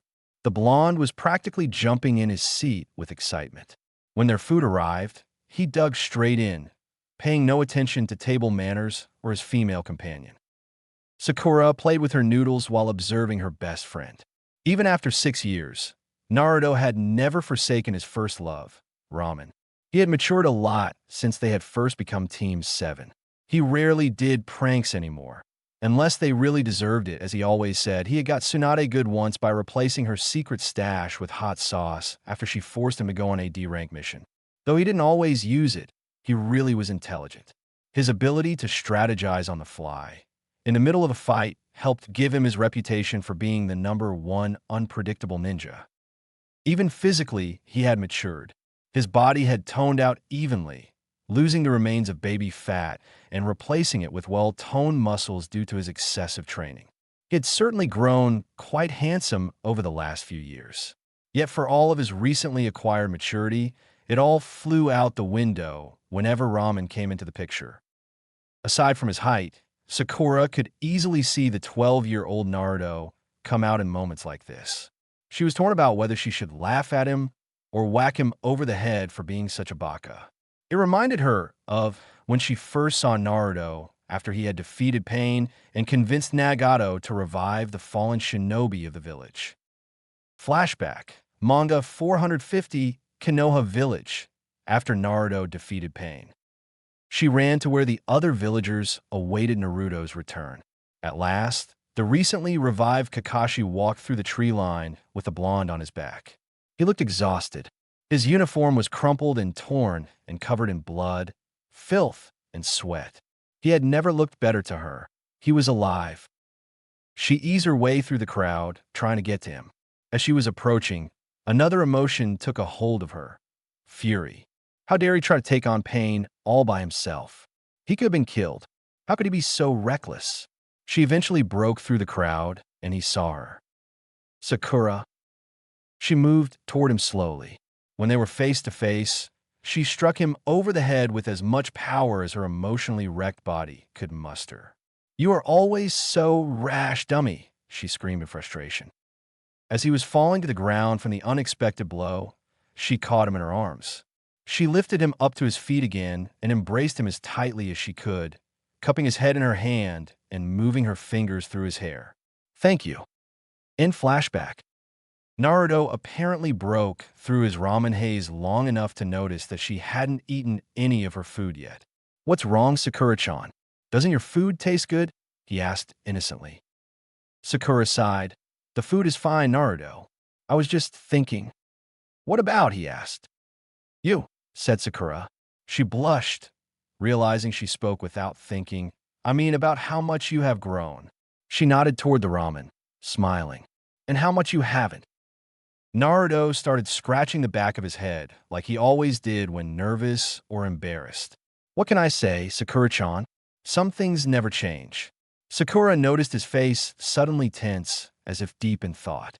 "Sakura, I need to tell you something." Again, the lack of the honorific worried her. She could tell that the blonde was nervous about what he was going to say. He kept looking anywhere but her and fidgeting with his hands. When nothing further was forthcoming, she prompted, "Out with it, Naruto." If anything, he was more nervous now than before. Finally he spoke. "Sakura, just then, an AMBU agent appeared, interrupting whatever Naruto was going to say. "Sakura, the Hokage requests your presence. Please report as soon as possible." With that, he disappeared. Sakura looked at Naruto, expecting him to finish his sentence. After several seconds had passed, she said, "I guess I better go. Another time, Naruto." She wished he would just talk to her. It wasn't like Naruto to keep anything from her. The fact that he was now, with all that had happened recently, and the battle that was sure to come, made her want to knock the ANBU ninja who interrupted them to the other side of the village. Naruto smiled at her. She knew he was faking. She always knew when he was faking. Did he really think that after all the time they had been teammates and friends that she wouldn't know how to tell when he was smiling and when he just didn't want her to worry? "Of course, Sakura-chan. It wasn't important anyway. I'll tell you later," he said. "Okay, later." She stood up and waved and took off for the Hokage Tower. As Naruto watched her leave, he dropped his smile and instantly regretted not having the guts to tell her. The truth was Aki's prophecy scared the hell out of him. He had fought against fate his whole life. He fought Niji in the Chunin exams to prove that you didn't have to be a genius to be the better ninja. He fought tooth and nail to make friends and be recognized by his fellow shinobi as strong. He fought to show the village that he was more than the demon inside of him. He fought pain to show that it was possible for ninja to understand one another and for peace to reign instead of hate and revenge. What if this time fate won? What if he was doomed to fail this time? Destined to watch his village, his home, burn? Condemned to lose Sakura forever? Doomed to die? What if right there in a ramen shop was the last chance he was going to get to tell her how much he loved her? He thought back to when he, Sakura, and Sai had returned from mission. Flashback. Manga 457, Konoha Village, Sai's observation. After having recently returned to Konoha from a mission, Naruto, Sakura, and Sai prepare to part ways. "I've got something to do, so I'll go on ahead. You guys report to Kakashi," said Sakura. "Yeah, we will," Naruto said with a smile and a thumbs up. Sai watched the exchange and Naruto's continued smile, even though Sakura had already began walking away. "Naruto, you like Sakura, don't you?" Flabbergasted, the blonde said, "What?" Sai pressed on, "I read it in a book. People always smile around people they like, and you're always smiling at her. Did you tell her how you feel?" Naruto fell deep in thought and turned to face Sakura's retreating form. Sighing, he said, "How can I? I can't even keep my promises." Once he brought Sasuke back, maybe then he could tell her how he felt. In flashback, he had always told himself that he wouldn't die until he became Hokage and everyone recognized him. Therefore, he figured he had time to wait and see if his teammate would ever return his feelings. Now, for the first time in his life, he was concerned that he was running out of time and wouldn't get to achieve his dreams. Worried that he would die tomorrow night. He paid the old man for the ramen and left the shop. He wandered aimlessly through the streets of Konoha. Will these buildings still be here after the fight? Will the people inside still be alive to rebuild it if it falls? These thoughts plagued him until he arrived at the memorial stone that had the names of all of the shinobi that had lost their lives defending the village. He had never realized how many names were carved into the stone. There were hundreds of them. He wondered how many more names would be there over the next few days. He wondered if anyone would still be alive to carve them. Naruto didn't know how long he stood there reading name after name that he didn't recognize. When he finally came to, he realized that he was not alone observing the stone. Kakashi stood only a few feet away, standing silently, also staring at the stone. Realizing that the blonde was watching him, he said, "So, you aren't completely dead to the world yet. And Naruto?" His choice of words caused Naruto to wince unconsciously, which his sensei noticed. "Not yet, sensei. What are you doing here?" "I came looking for you. It took me a while to find you. I didn't expect you to be here. We have concluded our strategy meeting until tomorrow. Shikamaru will spend the night contemplating a plan for the defense of Konoha. In the morning, we will discuss the plan and consider any improvements or alterations. Being the focal point of the battle, I figured you ought to participate in the discussion in the morning," the Kapinin said. Naruto nodded and clenched his fists. "I'll be there." Kakashi glanced at his student from the corner of his eye. He could tell by his posture that something was bothering him. Usually, he was excited before a battle, for a chance to protect those he cared for. Kakashi suspected that Naruto had not told the whole truth about the prophecy. He decided to test his theory. "So Naruto, what did this fortune teller really say?" Kakashi smiled under his mask at the stunned look on the blonde's face. It seems he wasn't too far off the mark after all. "How did you know?" said a still confused Naruto. His sensei turned to face him, call it intuition. "Now, tell me everything." Chapter 7, Kakashi's Past. Unable to keep it in any longer, Naruto rambled every detail of Aki's prediction to his sensei. He was speaking so fast that the famous Kapinin couldn't understand anything he was saying. "Slow down, Naruto." He waited patiently for the boy to regather his thoughts. "Now, start at the beginning." The blonde took a deep breath in an attempt to calm himself. "Aki told me that I should stay away from Konoha for the battle. She said that even though many people in the village would die, it was more important that I live. Naruto paused, unable to look his sensei in the eye. She told me that if I fought in the battle that I would fall, that she saw nothing but darkness in my future. Tears began to fall from the blonde's face. But I couldn't run away while my friends fought and died for me. I had to come back. The Jonin could sense the hesitation in his student's voice, as if he wasn't sure he had made the right decision. Kakashi put his hands in his pockets and said, "Who all knows this?" "Sakura-chan, Shikamu, Hinata, and now you." Naruto answered. Kakashi remained silent for several moments, debating what to say to his student. The copy-nin smirked to himself. "Did I ever tell you, Naruto, that I knew the fourth?" "The fourth Hokage?" the blonde asked wide-eyed in surprise. "Yes, he was my sensei, just as I am yours. He taught me almost everything I know about being a good shinobi. I was about your age when the Ninetales attacked the village." Kakashi looked to the sky, remembering the terrible, fateful day when he lost his master. He died to protect the village by sealing the demon fox into you, knowing full well that the cost of performing such a seal was his life. Kakashi continued. He willingly chose to sacrifice himself for the sake of his friends and family. Most shinobi are willing to die defending their village, but few have to make a choice such as the fourth made, where they know that there is no chance of survival. This is the type of choice that is facing you, Naruto. The blonde thought hard about what his master was telling him. In the end, it was his choice to follow Aki's advice or stay to protect his friends and accept whatever consequences may come for either decision. He thought back to one of his first true tests as a ninja. Flashback, Manga 10, Outside Konoha, Naruto's Promise.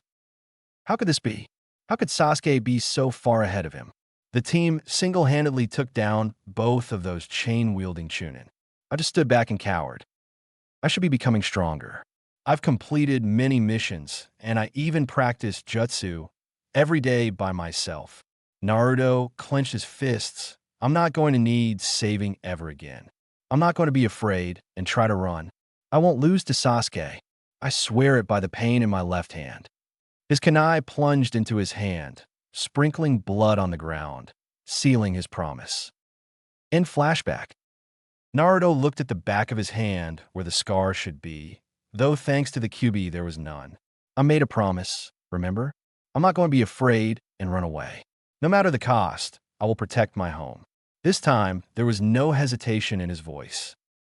The masked shinobi placed both hands on his student's shoulders, forcing him to look him in the eye. Naruto, I am proud of you. You have exceeded my every expectation since you became my student all of those years ago. You, Sakura and Sasuke were the first group to ever pass my bell test to become my students. You, Naruto, would have passed the Chunin exam after only 1 year as a genin, if not for the invasion by Orochimaru, a feat only accomplished by the most talented of shinobi. You, Naruto, trained with the legendary Sannin, Jiraiya, for 3 years to enhance your ninja skills. You, Naruto, perfected the Rasengan in a way that even the fourth could not.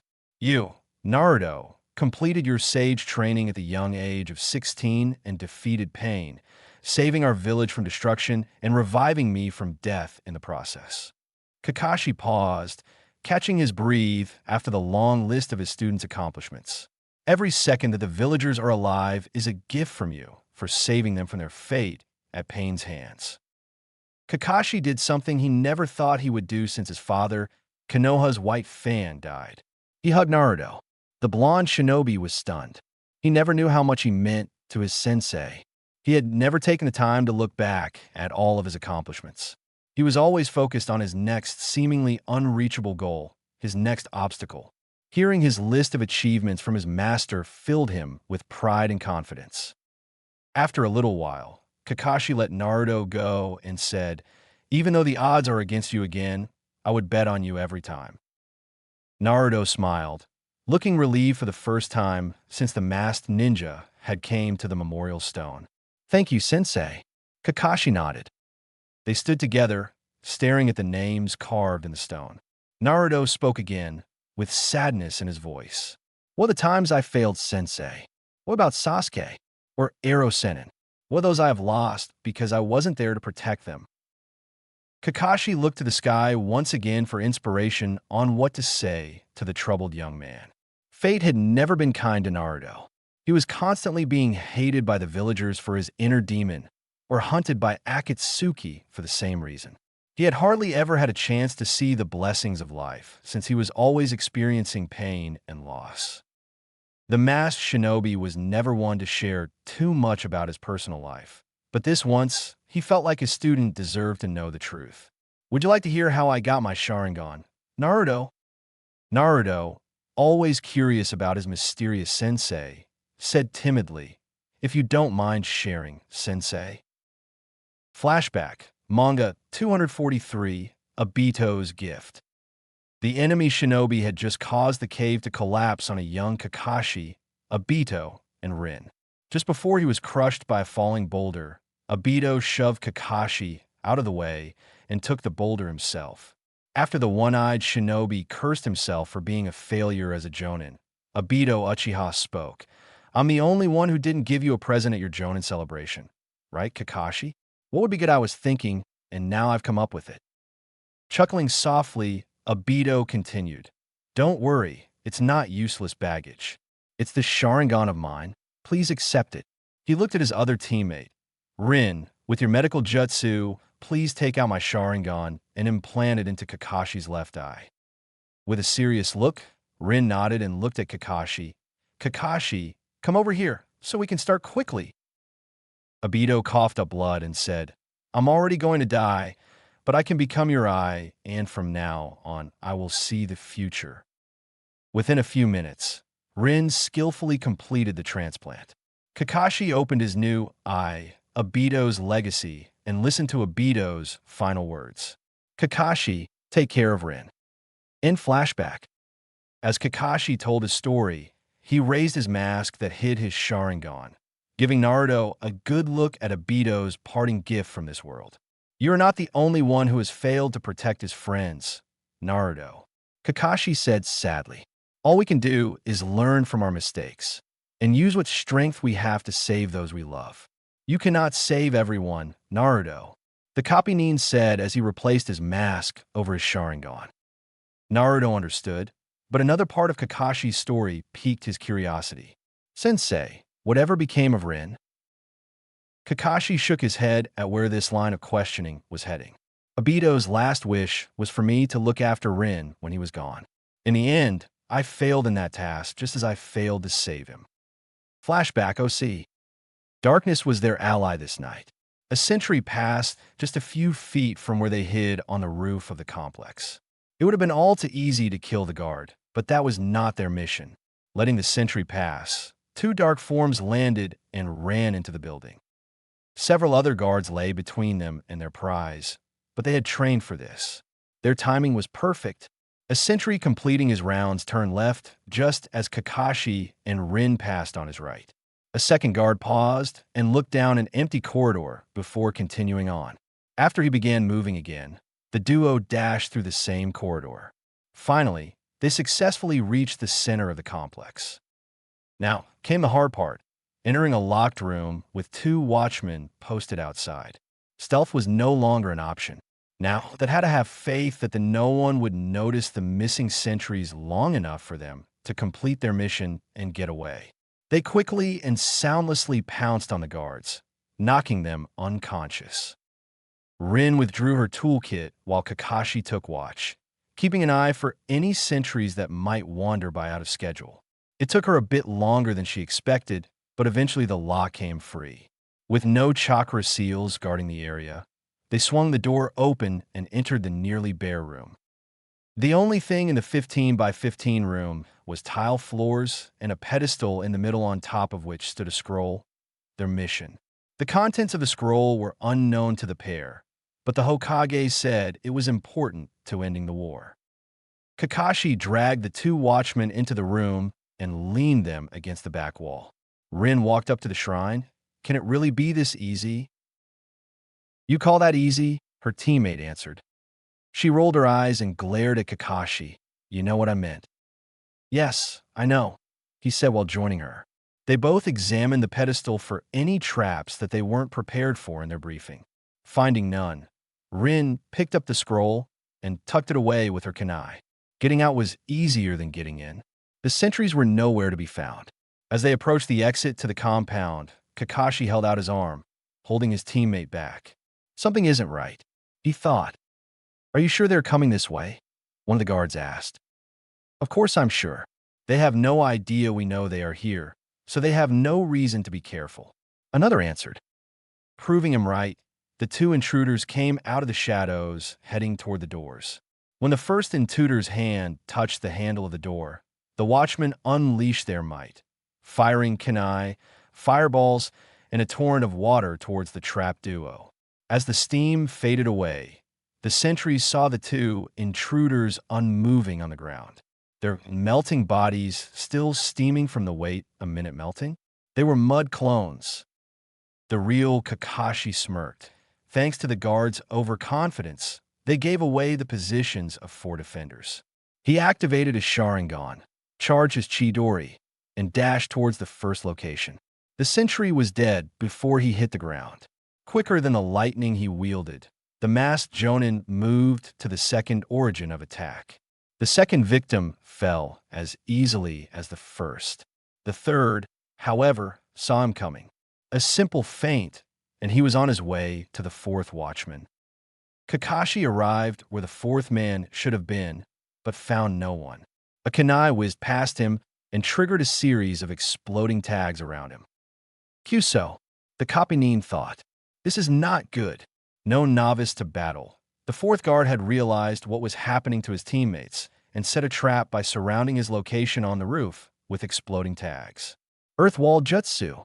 Kakashi used his jutsu to move the roof he was standing on from beneath him to surround him, absorbing some of the blast. The more important feature was that now there was nothing below him. He fell, projected by the concussion of the blast downward to the main level. He landed hard and quickly rolled to disperse some of his momentum and to avoid the remains of the roof collapsing. The masked Jonin stood slowing, taking an inventory of his injuries. His right ear couldn't hear well, his left shoulder was out of place, and second-degree burns lined his upper torso. All in all, considering he should be dead, he would call it a win. Kakashi breathed in deep and bashed his shoulder against a pillar, knocking it painfully back in place. His gasp of pain alerted his enemy to his location, and it wasn't long before he was confronted.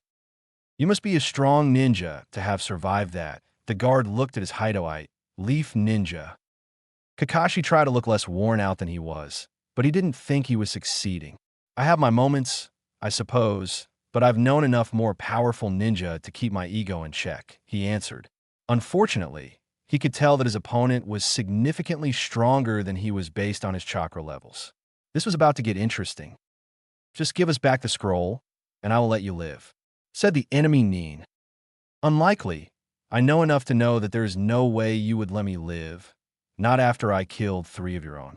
I'll take my chances, he answered and reactivated his Sharingan. True enough, but we might have let your partner go. Suit yourself, Kakashi observed as his opponent immediately went into a complicated series of seals before unleashing an enormous water dragon from thin air. It is difficult to describe how the Sharingan works to those who do not have one themselves. But imagine not only seeing an action, but understanding that action at the same time. For example, picture a student who could copy off of another student's math test and being able to understand the arithmetic involved merely by copying that student. This is similar to how the Sharingan copies other shinobi's jutsus. Using his Sharingan, Kakashi copied the same seals and produced his own, albeit obviously smaller water dragon. Looming face to face, the Kapinin's dragon looked pitiful compared to the monster it challenged. Ah, is this the best that Konoha has to offer? The enemy Nin shouted. Strength alone has rarely won a battle, the masked Jonin replied. The larger dragon flew full speed toward him, and the smaller one answered the call, charging as well. Moments before they would have collided head-on, the smaller dragon dashed to the side and pushed the larger dragon sideways. While being unable to stop the bigger of the two, it successfully forced it to change trajectories enough to protect its summoner at the expense of nearly a third of the complex. Not waiting to see what would happen after the collision, Kakashi sprinted towards his opponent, kunai in hand. The enemy was so shocked that his powerful beast failed, he neglected to notice the masked ninja approach him until it was too late. Sometimes it is the smallest of things that makes the difference in battle, Kakashi said before gutting his opponent, twisting the blade to ensure the kill. Kakashi sighed at the death he had caused, but knew it couldn't be helped. He looked around for his teammate, having lost track of her during the excitement. He found her held captive by two full squads of enemy nin with the scroll in their hands. So much for our leader. I suppose that makes me in charge now, one of the defenders said. None of the others disputed his claim. Let her go, Kakashi ordered with as much authority as he could muster. Oh, I don't think so. You just single-handedly took out our ranged squad. I think I'll keep this ace up my sleeve. Besides, my men could use some entertainment after tonight, he said as he leered at Rin. She tried to fight against her captor, which only led to her being struck hard in the stomach. She fell to her knees as she fought for air. Anger rose in Kakashi as he watched his teammates' treatment. But there was no way he could take out all 8 ninja without Rin getting killed. And he would never forget the lesson Obito had taught him. Those who disobey orders are scum. But those who abandon their friends are worse than scum. The new leader pointed at one of the others. Check the scroll to make sure it hasn't been tampered with while I make sure she doesn't have any weapons hidden on her. The man he pointed at did as he was asked. Kakashi noticed Rin trying to get his attention. She was mouthing something. Looking closer, he read her lips. Close your eyes. The copynin swiftly did as he was told, trusting his teammate. Barely a second after he closed his eyes, a bright flash of light exploded as the enemy ninja opened the scroll, igniting the light bomb hidden inside. Rin used the ensuing confusion to break free from her captor and knee him hard in the groin. Then, using his own kunai, ended his pain. Kakashi joined her in battle, and they quickly took a second and a third down before their eyes readjusted. The masked Jonin parried another blow as two confronted him simultaneously. He was hard-pressed as he dodged and blocked their blows. He kicked one aside after forcing his next attack wide and focused on the other enemy, who was the newly elected leader of the group. Oh, what's wrong? Afraid to give your girlfriend some one-on-one time with me, the leader said. Kakashi growled in anger as he thrust forward with his kunai, which was easily parried. You know, the more of us you take out, the more of her I get when I finally kill you. Furious beyond belief, Kakashi swung harder and faster, hoping to break his guard. Kakashi, watch out, his teammate shouted. He spun around to encounter the threat, but was shoved aside. He looked up from the ground to see Rin, his longtime teammate, punctured by a katana through the chest. Rin knew. Frankly, Kakashi didn't remember what happened next. Something inside him took over, and the next thing he knew, he was covered in his enemy's blood as he leaned over Rin. Why, Rin? You are the medic. You should know better than to take that attack. Kakashi scolded. I know, but I couldn't let anything happen to you. She wheezed. He placed a hand over her mouth. Don't talk. I can get you to Konoha, just hang on. Rin smiled as blood came out her mouth. We both know you can't. Not in time anyway. She coughed. Blood speckled the ground as her lungs filled with her life fluid. She breathed as deep as her punctured lungs would allow, and tried again to speak. Listen, I know you still blame yourself for Obito's death, and knowing you, you will for mine as well, but none of this was your fault. I've always had feelings for you, Kakashi, but you never opened up to me. You say I don't deserve someone who abandons their friends, but you've never abandoned me. Ever. Kakashi couldn't speak. He just didn't know what to say. What do you tell someone who is dying in your arms? Rin, promise me. Promise me you won't blame yourself for this. She begged. You know I can't do that. I won't lie to you, Rin. She frowned. Damn your ego, Kakashi. You can't control everything. What I can control doesn't matter if I can't protect you, he stated. That brought a smile to her dying face. Goodbye, Kakashi. I'll tell Obito you said hi. Then she was still. Rin. Kakashi knew she was gone, but he wouldn't accept it. Rin. In flashback, Naruto didn't know what to say. To have a teammate killed right in front of you was one of the worst things he could imagine. He felt horrible for complaining after hearing what the Kapinin had gone through. He didn't know what he would do if he were forced to watch Sakura die before his eyes. He didn't want to think about it, as it was all too possible with the battle that was literally at their doorstep. Looking again at the memorial stone, he saw them, Obito and Rin's names carved into the stone for sacrificing their lives in the field while serving their village. Suddenly, something clicked for Naruto. This is why you're always late to everything, isn't it, Sensei? Yes, I come here often and lose track of time staring at all that remains of my friends and family. The masked shinobi said, full of sadness. Naruto gazed at Kakashi. His thoughts turned to Sakura, to the woman he wanted to keep safe more than anyone in Konoha. Did you love her? He whispered. He took so long to answer that Naruto didn't think he heard the question. At last, Kakashi responded, I don't know. The truth is we never got the chance to explore our feelings for one another.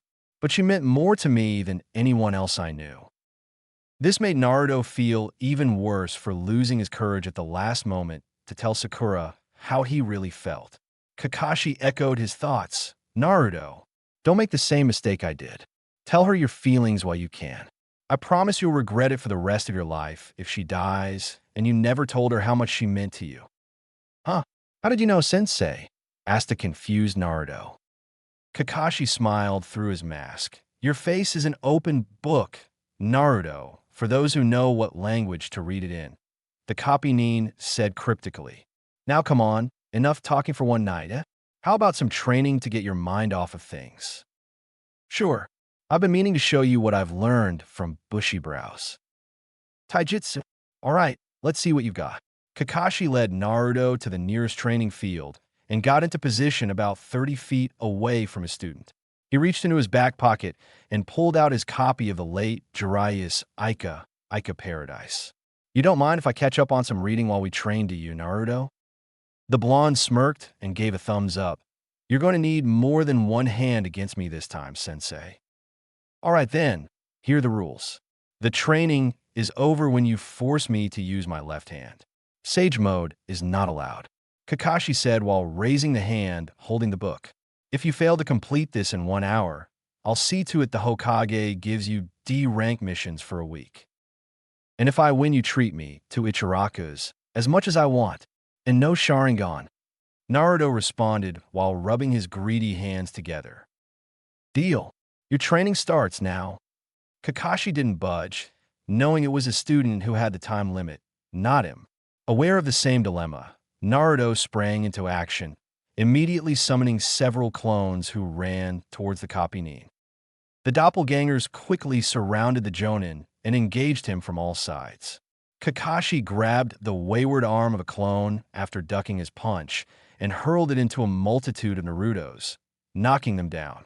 Before they could rise, a fireball had exploded in their midst and they all turned to smoke. The remaining clones continued to harass the Kapinin, forcing him to keep on the move. He kicked away the blonde in front of him while 2 others came from either side. The pincer move failed as Kakashi leapt away to avoid being surrounded. He took the time to turn the page before once again being engaged by several shadow clones. One clone leaped into the air, hoping to heel slam his opponent, while a second blonde dove, aiming for his legs. Kakashi didn't wait for his student to come to him. He charged at the diving clone, cartwheeling over and thrusting down with a kunai, dispatching him. 2 other clones were on him before he completed his maneuver, forcing him to back away. A third blonde charged from the left, yelling as he kicked at the Jonin. The Kapinin spun, dodging the kick, and with an elbow to the face destroyed the clone. The numbers soon became too much for him as a 4th and 5th clone grabbed his right arm and pinned it behind him. He had to admit his student had improved. His training with Lee had not only increased his speed, but the speed of his doppelgangers as well. More importantly, Naruto's shadow clones did a much better job of acting as a unit. Instead of overpowering the enemy with sheer numbers, He now used his clones to create openings and force his opponents to try desperate gambles. And now here he stood, one arm holding his Aika book, the other pinned behind him. Even so, Kakashi was not weaponless. He thrust his head backward, headbutting the clone holding his arm and spinning around, kneed the other clone in the gut, thus freeing his arm. Now only about a dozen clones remained. They stood in a line, and each ready to kunai. They unleashed the weapons and sank toward their sensei as he contorted his body to evade the blades. When the kunai got close to Kakashi, they expanded into more Narutos and tackled the Jonin. Got ya! Now a sea of clones leaped onto the dog pile to keep the instructor down. Suddenly, a flash of light filled the night as lightning burst from the pile in a wide area, dispatching all of the nearby clones. Naruto dropped his jaw. What the heck was that? Kakashi stood up, slightly winded from the large expenditure of energy. That was my new jutsu, an area of effect lightning attack. It sends a pulse of lightning chakra outward in all directions, stunning everyone around. Shaking off the numbness in his limbs, Naruto stood up and yelled, "Not bad, sensei, but I'm not done yet." He once again put his hands together and summoned another 20 or so copies of himself. His clones charged Kakashi from all sides.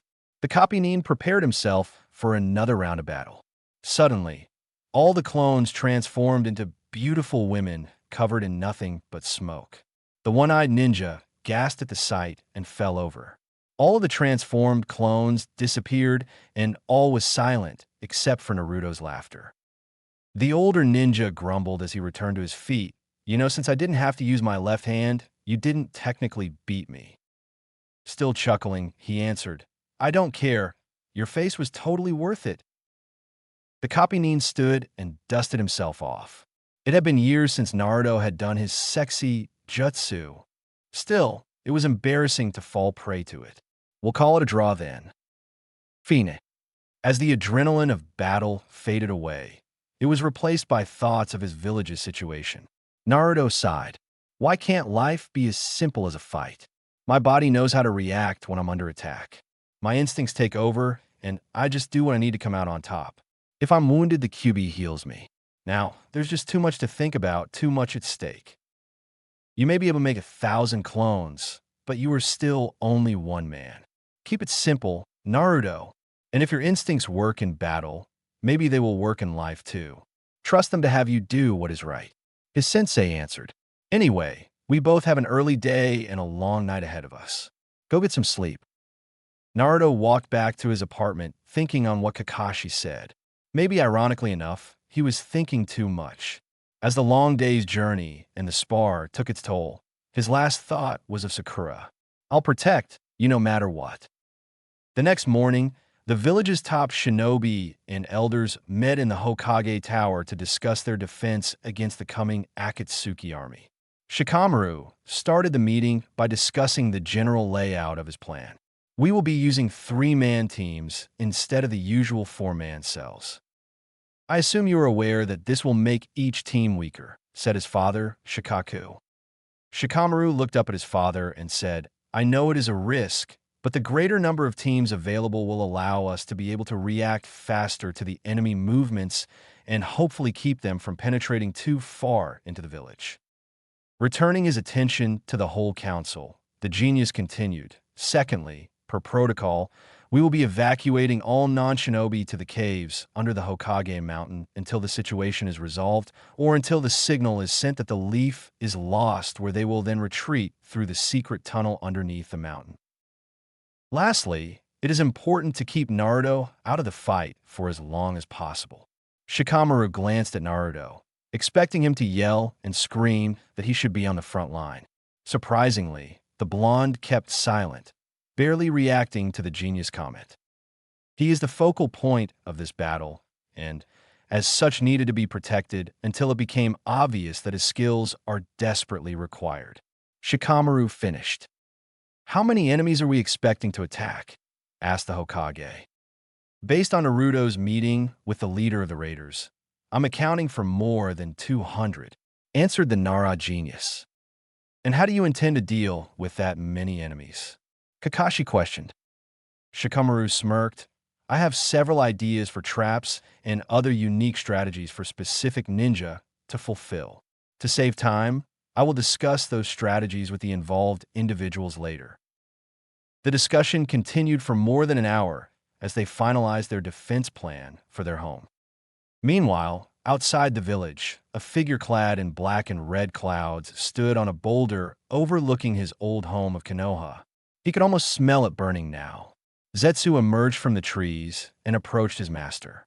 Our army is ready, Lord Madara. What are your orders? Tell them we attack at sunset. As the sun falls before the mountain, so too will Konoha fall to my wrath. The village will not see another sunrise. Tell them to kill as many as they can. Madara smiled beneath his mask. Nine Tails, you will be mine. Chapter 8, Ino's Mission. Shikamaru waited outside the Hokage's office. He had been summoned shortly after the defense meeting had been dismissed, and he had finally gotten to sleep. What a drag. After a remarkably short wait of 15 minutes, Shizen Senim came out and spoke. The Hokage is ready for you now. Getting to his feet, the young Nara marched in with his hands in his pockets. Tsunade was shuffling some papers on her desk, wondering if anyone would notice if she just shredded the documents. Please sit, Shikamaru. He did as he was told. The Hokage sat there staring at him along while before she spoke. This doesn't make any sense. Akatsuki has always worked in the shadows with a handful of elite shinobi. Why an army? And why now? Questioned the Slug Princess more to herself than her guest. She paused for a moment and then continued. You seemed pretty vague about our defenses in that meeting. Anything I should know? The Hokage asked. No, I just didn't want to waste time going over the boring details. He answered. Those boring details are the only thing between them and us. Now tell me honestly, do you think we can hold them? Shikamaru pretended he was just now considering the question. Our defense plan is premised on the enemy having a force of more than 200, which is already more than double our own force of 125 shinobi. However, we just don't know how many our enemy numbers. Who is to say they aren't 3 of 400 strong? Tsunade thought while the ramifications of his words sunk in. Okay, what kind of strength are we talking about? The Nara didn't even have to look up the information, having already committed the number to memory. For starters, almost half of our forces are already outside of Konoha on missions. Several of our ENBU are out searching for Orochimaru and the Akatsuki. There's simply no way they can return in time to help. Shikamaru lifted a second finger. Also, despite having called in all of the teams out on missions, it's unlikely many of them will arrive in time for the battle. Tsunade rolled her eyes. Get to the point. How many shinobi can we expect? Breaking it down, we have 25 ANBU, 30 Jonin, 40 Chunin, and another 30 Genin. That means that about a quarter of our forces are basically novices and ill-prepared for war. So far, I have all of them evacuating and guarding the civilians, mostly just to get them out of harm's way as well. They will most likely get in the way of our stronger ninja and be a hindrance rather than helpful, he stated. So you're telling me that in less than 12 hours, we will be under attack with 3-to-1 odds against us? Shikamaru nodded. At least. That is why our only hope of victory lies in the element of surprise and grasping whatever advantage that comes our way. Such as, the seals along the outer wall will help. It will force most of them to attack from the front gate, since they can't use chakra against the seals. After all, they were designed to make sure an invasion like Orochimaru's or Pain's could never happen again. That will form a choke point where their numbers won't matter as much. He explained. Most of them? What is it you are worried about, Shikamaru? He grimaced. It is just as you said before. Akatsuki works best in the shadows. They'll find a way around the seals. I'm sure of it. I think the army is a distraction. For what? Shikamaru shook his head in annoyance. I don't know. And that is what worries me. Filled with more questions than she had before, Tsunade dismissed her guest. Once he was gone, she grabbed her sake jug and took a big gulp. It was going to be a long night. As the sun set in the west behind the Hokage mountain, a series of explosions was heard near the entrance to the village. The invasion had begun. Several Hyuga, lined the wall of the village, using their Byakugan to learn what they could about their enemy. They discovered the army laying siege to the main gate. The Hyuga thought back, remembering what Shikamaru had said during their briefing. Flashback, OC, Konoha Village, Akatsuki strategy. Akatsuki will focus on speed and ferocity, not subtlety. They will throw their forces at our front gate. With Madara as their leader, he will know about the increased defenses Konoha has set up after Orochimaru and Pain. Therefore, he will be aware of the seals that line our walls that absorb any jutsus or chakra they come in contact with, making any attempt to climb or destroy the walls impossible. Even if we had no walls at all, I still believe he would attack our front gate, signifying that he is unafraid of any defense we throw in front of him. He views himself as invincible. Shikamaru smirked. We can use this arrogance against them. We will layer our traps, so the enemy will never know if they've passed them all. This will keep their front line cautious, slowing them down. Likewise, it should hopefully keep whittling at their numbers, giving our ninja an advantage. In flashback, the Hyuga smiled. It looks like he was right after all. Meanwhile, at the entrance to the village, the Akatsuki army was using jutsus of all elements in an attempt to break down the front gate. A fireball burst against the entrance, which was immediately countered by a water jutsu to put out the flames. Arcs of lightning splintered the wood, only to be repaired by Yamato, who stood at the base of the gate using his unique wood style to repair whatever damages the Akatsuki caused to the gate. Tenten stood on top of the gate, leading a team of ranged ninja who were throwing kunai after kunai at their opponents. Though she had wounded and killed many, there were more of them than she could count. She knew it would not be much longer before they broke through the gate. Captain Yamato was already sweating profusely and would run out of chakra before much more time passed. Tenten did the only thing she could for her village and unsealed another scroll, sending another barrage of kunai and other sharp weaponry toward her enemies. One blade struck one of her foes in the throat as he weaved hand signs, killing him instantly. Several others scrambled for cover, even using nearby ninja as shields. So much for teamwork. Suddenly, a large dragon made of earth soared out of the ground and into the gate like a battering ram. The force broke through the gate, and the first Hokage's clone was knocked away. He landed with a sickening crunch with his neck at an awkward angle. And so, Yamato was the first victim of Konoha to fall. The enemy cheered at their success and ran for the open gate. Tenten continued to pelt the enemy with her weapons until they had reached the bottleneck of the gate. She used her radio to relate the situation and her kills to Shikamaru. 51 down. The army is breaching the gate, and there are much more of them than we anticipated. About how many? The genius asked. About 300, she answered.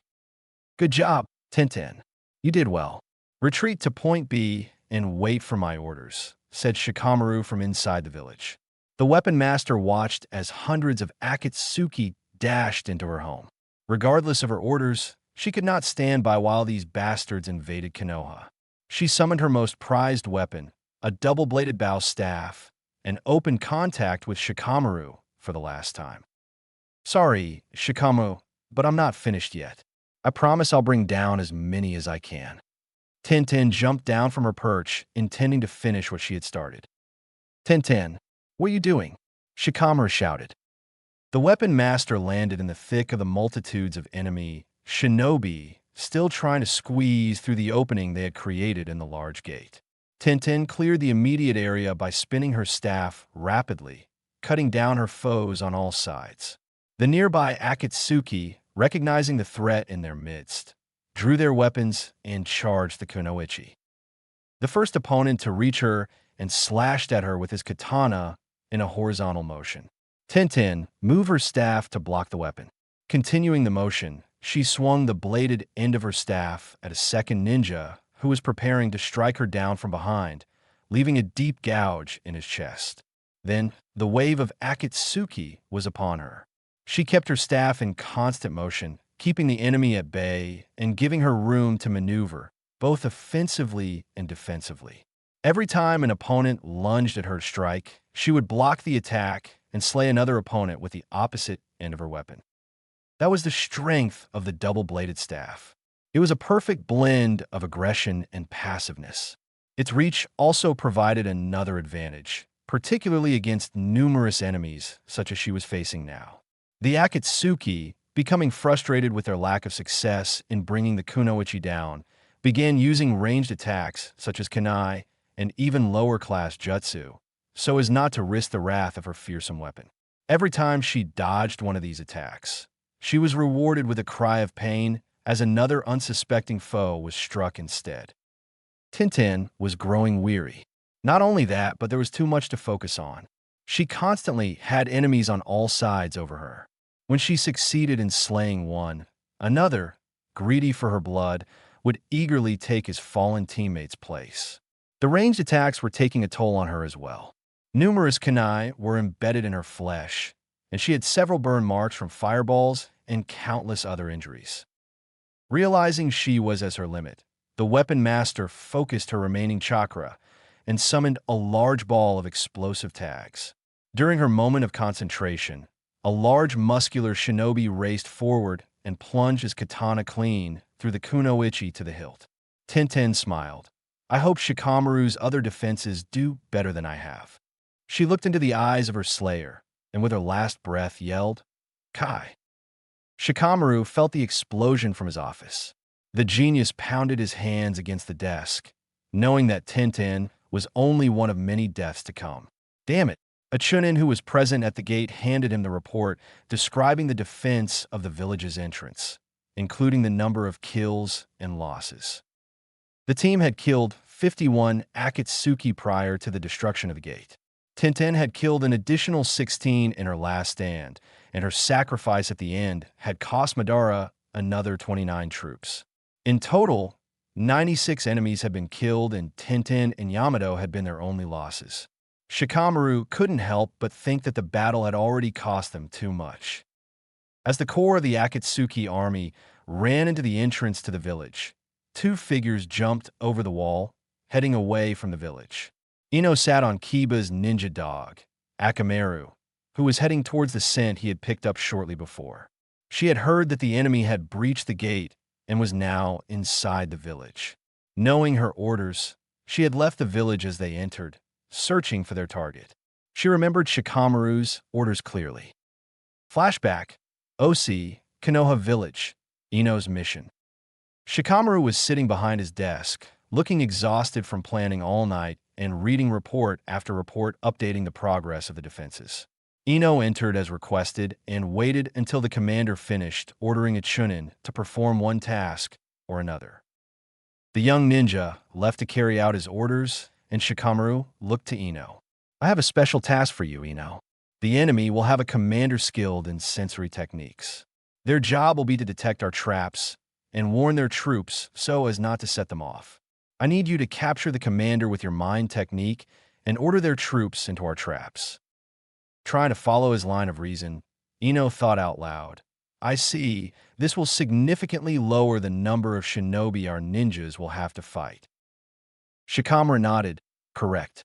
It will also force their troops to be more cautious since they won't know how to avoid our traps any longer. It will also cause confusion among their ranks, as they won't know if they should trust the orders they are given over the radio. Ino hadn't thought that far ahead. It was a great plan. However, doubt crept in her mind. How was she supposed to sneak behind enemy lines and get to the commander in the first place? Even if she did, how could she succeed in defeating their commander?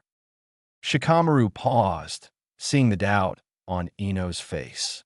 I know that you're not the best at combat, Ino, but the enemy will be expecting us to play defensive and hide inside our village. They won't be expecting an offensive move like this. Also, you're the best ninja at hiding your chakra. You have the best chance of catching their sensory nin off guard, the genius said encouragingly. Ino nodded, accepting her part in the battle.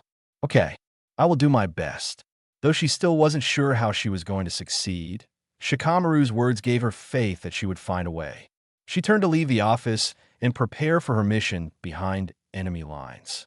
Before she got outside, Kiba shouted at her, Ino, wait. Ino stopped and turned around glancing at Kiba and his ninja hound. When he caught up to her, he spoke again. Ino, please take Akamaru with you, he said determinedly. The blonde kunoichi was shocked. Kiba, you can't be serious. You need Akamaru to fight at your best. I can't take your closest companion with me on such a dangerous mission. Ino couldn't believe that he was even offering Akamaru to her. She knew how much the ninja dog meant to him. Kiba looked her in the eyes, unmoved by her arguments. The fact that it is such a dangerous mission is exactly why you need Akamaru with you. Being a ninja hound, he has no chakra of his own, so the enemy will not be able to detect him. Also, with his sense of smell, you'll be better able to locate and track their commander without risking yourself by using your chakra. But dash. Lastly, Akamaru is strong. Kiba continued as if she hadn't spoke at all. If it does come down to a fight, he would be a valuable ally to have. Kiba finished his speech with his usual arrogant smirk.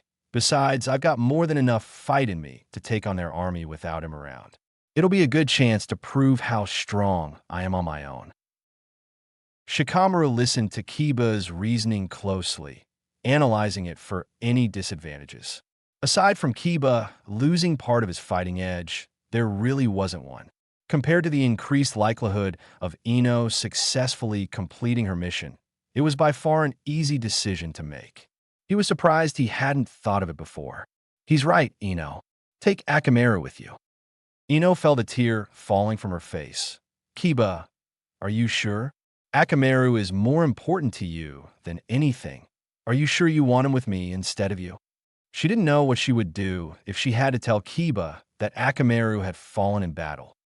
Kiba looked serious for a moment, a rare occurrence for the wild brown-haired ninja. Then, he looked at Ino with a look that spoke volumes. If Akamaru is more important to me than anything, then it makes all the more sense that he protects the second most important thing to me, he said without breaking eye contact with her. Ino lost it.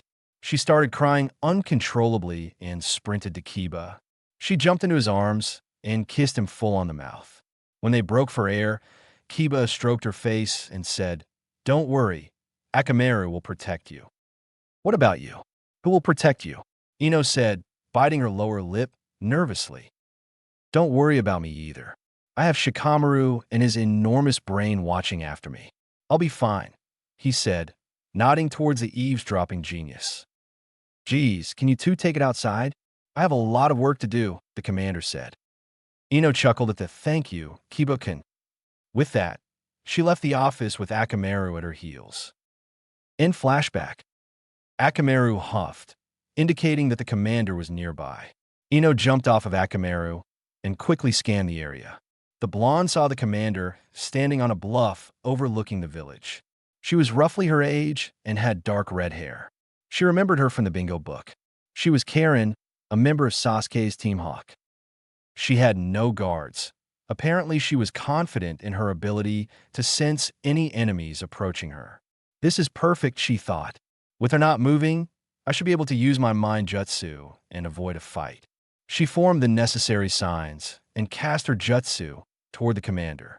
At the last moment, Karen leaped out of the way, narrowly avoiding the attack. Why couldn't things ever be easy? Ino groaned inwardly.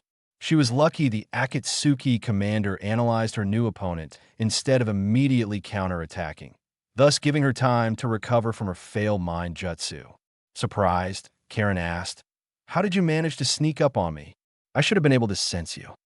After having fully recovered her senses, Ino answered, "Unlike most ninja, I can completely shut down my chakra output, instead of suppressing it where trace amounts will still leak to be picked up by sensory ninja like you."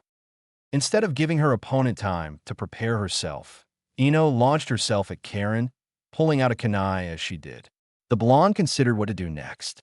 Aside from her mind technique, she really wasn't very skilled in ninjutsu or jinjutsu. Since it left her body vulnerable for a time if her jutsu missed, she was unwilling to risk using it again so soon in the battle. She would have to use taijutsu. Ino threw 2 shuriken on either side of Karen, forcing her to remain in place while she charged at her head-on with kunai in hand. Karen, still unprepared for a fight, was unable to completely avoid the strike and took a deep gash on her shoulder, rendering her left arm useless. Ino kept up her attack, unwilling to give the enemy a moment to catch her breath and form a defense. While blocking a majority of the blows now, Karen was still unable to evade them all and took several more hits on her arms and chest. Feeling confident that she had caused enough damage that the red-haired shinobi would be unable to begin a counteroffensive, Ino back flipped away to catch her breath. Breathing hard, Ino looked at her opponent. Karen had undone her jacket, revealing her bare arm. Unexpectedly, she bit down hard into her own arm. Suddenly, Ino felt a spike of chakra come from the commander. She watched as implausibly all of her wounds began to heal before her eyes. Ino could tell that healing herself had cost her a massive amount of chakra, but considering how tired she herself was, it wasn't a very comforting thought. The blonde-haired ninja gripped her kunai tighter and again sprinted toward her enemy. This time, Karen was ready.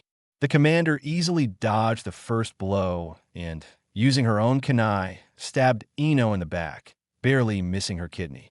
Ino fell to the ground with a cry of pain. Something was wrong. A wound like this shouldn't have brought her down so easily. The kunai Karen used must have been poisoned. Using her own medical expertise, Ino examined her own body to determine the effects of the poison. She searched the entry point of the wound and found the poison spreading throughout her system. After a while, Ino knew that the poison was a numbing drug, not a deadly poison. Poisons had a trade-off: damage for speed. A deadly poison took too long to take effect to matter during the course of a battle. They usually took days to complete their deadly work. Numbing poisons, however, took effect in just a matter of minutes, making it harder and harder to move. They couldn't kill a person on their own, but they sure made it easier for any ninja to finish the job. Ino looked at Karen, who was smirking, seeing that her poison was doing its job. The commander walked toward the blonde, kunai in hand, to finish her off. Just before Karen reached Ino, Akamaru jumped from the trees and bit the red-haired ninja hard in the leg. Screaming in pain, Karen turned and stabbed the ninja hound in the side. Taking advantage of her distracted and, thanks to Akamaru, immobilized target, Ino said, "Mind transfer jutsu," and cast her mind toward the commander. Having successfully captured her opponent's body, Ino shouted as quickly as she could into the radio device on her new body, "Everyone, retreat to the south. The enemy is preparing a large counter-offensive in the north." Her mission accomplished, Ino retreated to her own body. She quickly threw her last kunai at her opponent, knowing that she would still be disoriented from the mind transfer jutsu. The weapon struck Karen directly in her heart. After a short cough of blood, she fell over dead. Ino crawled to where Akamaru lay, bleeding from the severe wound to his side. She tried to focus through the disorientation of her recent use of her signature jutsu and the numbness of the poison running through her body. Green chakra emitted from her hands, enveloping the ninja hound's wounds and slowing the flow of blood. Eventually, Ino knitted the skin back together. After checking to make sure that there was no other internal damage, the blonde laid her head on Akamaru, exhausted from her overuse of chakra. Before she passed out, she smiled. At least she had completed her mission. Meanwhile, back at the village, Shikamaru was getting worried.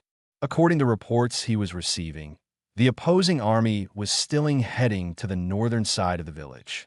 It had been long enough that Ino should have completed her mission by now. Konoha shinobi were fighting to hold the army back, but even though the genius knew that this army was nothing more than pawns in Madara's game, they were still powerful shinobi. Using their advantage of numbers, they swarmed the battlefield, overwhelming a squad of chunin who weren't prepared. Shikaku used his shadow to snag a wave of the enemy ninja. One escaped his jutsu and counterattacked, threatening to force him to release his other captives. Shikaku held his seals until the last possible minute before a staff came crashing down on the skull of the approaching Akatsuki. "Had you worried, didn't I?" Choza asked with a huff. The older Nara finished the seals for the shadow neck bind technique. killing the other shinobi he had snared. I never doubted you. Out of nowhere, an explosion rocked Choza, knocking his enlarged form to the ground. Studying their new opponent, Shikaku sent out his shadow, testing his defenses. The shinobi dodged and evaded for a time, sending more explosions towards the older Nara to distract him. A clever combination of wind and fire. An instantaneous burst of wind temporarily ignites the flames, dramatically increasing its power. Shikamaru complimented. His foe gave a sarcastic bow. I must admit, it has served me well in the past. Shikaku dramatically cracked his neck. Then I suppose I'll have to finish this quickly. He swiftly formed seals, causing his shadow to raise off the ground in a tangible form. As if with a mind of their own, the shadows rose high off the ground until they towered over the Akatsuki ninja. He moved to dive out of the obvious frontal assault, but discovered that his body couldn't move. What? The enemy shinobi looked down and saw the shadow that connected him with Shikaku. A shadow within a shadow. So you didn't notice? Most don't see that my tangible shadows cast shadows of their own. The scarred warrior commented, It's over. The trapped ninja laughed, quietly at first, but quickly gained fervor. You're right. I may be trapped in your shadow, but now so are you. Shikaku tested the threat and found that he was indeed as trapped as his victim. Now you won't be able to avoid this. The explosive user formed a complicated sequence of seals and unleashed a massive burst of energy. Shikaku, Choza leapt and intercepted the blast before it reached his teammate. The projectile sent Choza rocketing away where he collided with a building and slumped. Shikaku had seen enough corpses to recognize a dead body when he saw one. Losing all sense of subtlety, the Nara sent his shadows hurtling towards the Akatsuki where they pierced him in a dozen different places. Just when Shikamaru feared they would break through their line, the enemy began a tactical retreat and started heading to the south. The strategist smiled and spoke into his radio. Team Bravo, Ino's mission was a success. You're on. Chapter 9, Defense of Konoha. The difficulty with traps was twofold. First, traps, especially good ones, required a lot of time to prepare. Thanks to Naruto, the village had more than 24 hours to prepare for the Akatsuki invasion. This was more than enough time for any shinobi to prepare a suitable defense. But for Shikamaru, this was enough time to plan several moves ahead, leaving a complex defense that would keep the enemy guessing at every turn. The second problem with traps was the high likelihood that the enemy would sense and disable a trap or avoid a trap altogether. Now that he was certain that Ino had succeeded in her mission, the enemy was walking straight into his trap on their commander's orders. Shikamaru grinned as a Chunin walked into his office to deliver the report on the battle thus far. Aside from the 96 kills confirmed at the main gate, the Akatsuki had lost an additional 43 shinobi, making a total of 139 deaths, while Kona had only lost another 11, including Anko, Choza, and a full squad of A and BU who were taken down by a powerful earth jutsu. Based on the information provided by the Hyuga observing from the walls, approximately 300 ninja had invaded the village. After accounting for those already killed, that still left a significant force of at least 161 shinobi to deal with. Shikamaru had faith that Team Bravo would whittle their numbers down even further with their next trap. Team Bravo consisted of Kiba and several other Inuzuka members, as well as Hinata, Niji, and a few more from the Hyuga clan who weren't needed as lookouts. The group waited in their designated areas for the enemy to arrive. Kiba was relieved when Shikamaru had gave them the signal. It meant Ino and Akamaru succeeded and were most likely alive. The Akatsuki army continued traveling south as they were ordered by their commander. They were glad to know that someone was watching their backs for traps. They were everywhere. Several times a shinobi had made a wrong step and activated an explosive tag or a kunai barrage, killing a few of their numbers each time. Although not a significant number of losses occurred because of the traps, it forced the army to move in more measured steps, slowing them down, lest they lose even more of their dwindling army. Deaths would be expected when attacking a well-defended territory, such as Konoha. The most difficult part was entering the territory, which they had already done. The rest should be a breeze. Soon, they would reach the heart of the village where they would spread like wildfire and kill anyone they could find. Most of them were grinning in anticipation. They moved into the market area of the village where all of the shops were boarded up, as if that would stop them if they wanted to enter. When they reached the center of the market, the captain looked around and saw a total of 4 roads leaving the area. One led in each direction, including the way they had just come. While the captain was deciding how to split up his troops, one of his men cried, "Watch out!" Just then, a smoke bomb larger than any of them had ever seen fell from the sky and exploded in their midst, enveloping nearly the entire army. The Inuzuka, using their sense of smell, were fearsome to behold in combat. Their aggressive, animalistic style of combat sent them hacking, clawing, and mauling any enemy within reach. Kiba took down another unsuspecting opponent from behind. While he was sniffing out the next target, he focused his rage, channeling it and converting it to chakra. This was the true power of the Inuzuka. Emotions were like fuel, granting them energy, allowing them to maintain their berserker-like state. Knowing their current chakra levels were useless if they could transform their anger into additional power. His next victim had quicker reflexes than he expected and managed to land a lucky blow to his shoulder. His pain, just like his emotions, were converted to more chakra to unleash, and he used that power to return a blow tenfold, killing him. The Hyuga, using their Byakugan, took a more systematic approach, beginning on the outskirts of the smoke and working their way in an attempt to limit those who could escape their gentle fist. The Akatsuki, being unable to see their enemy, were at a huge disadvantage. "Retreat," the captain said when he realized what was happening. With almost no sense of organization, the Akatsuki ran for their lives, knowing they stood no chance in those conditions. Each member ran to the nearest of the 4 exits, looking out for only themselves. Thinking that they were escaping the main trap, they were ill-prepared for the next trap that lay in waiting. Guarding one exit was Shino, who released nearly every bug at his disposal toward his still terrified opponents. The bugs swarmed the enemy shinobi and devoured their chakra, leaving them helpless before the other Konoha ninjas. Another exit was blocked by the enlarged body of Chuji. The large shinobi used his superior reach and strength to demolish wave after wave of the Akatsuki army.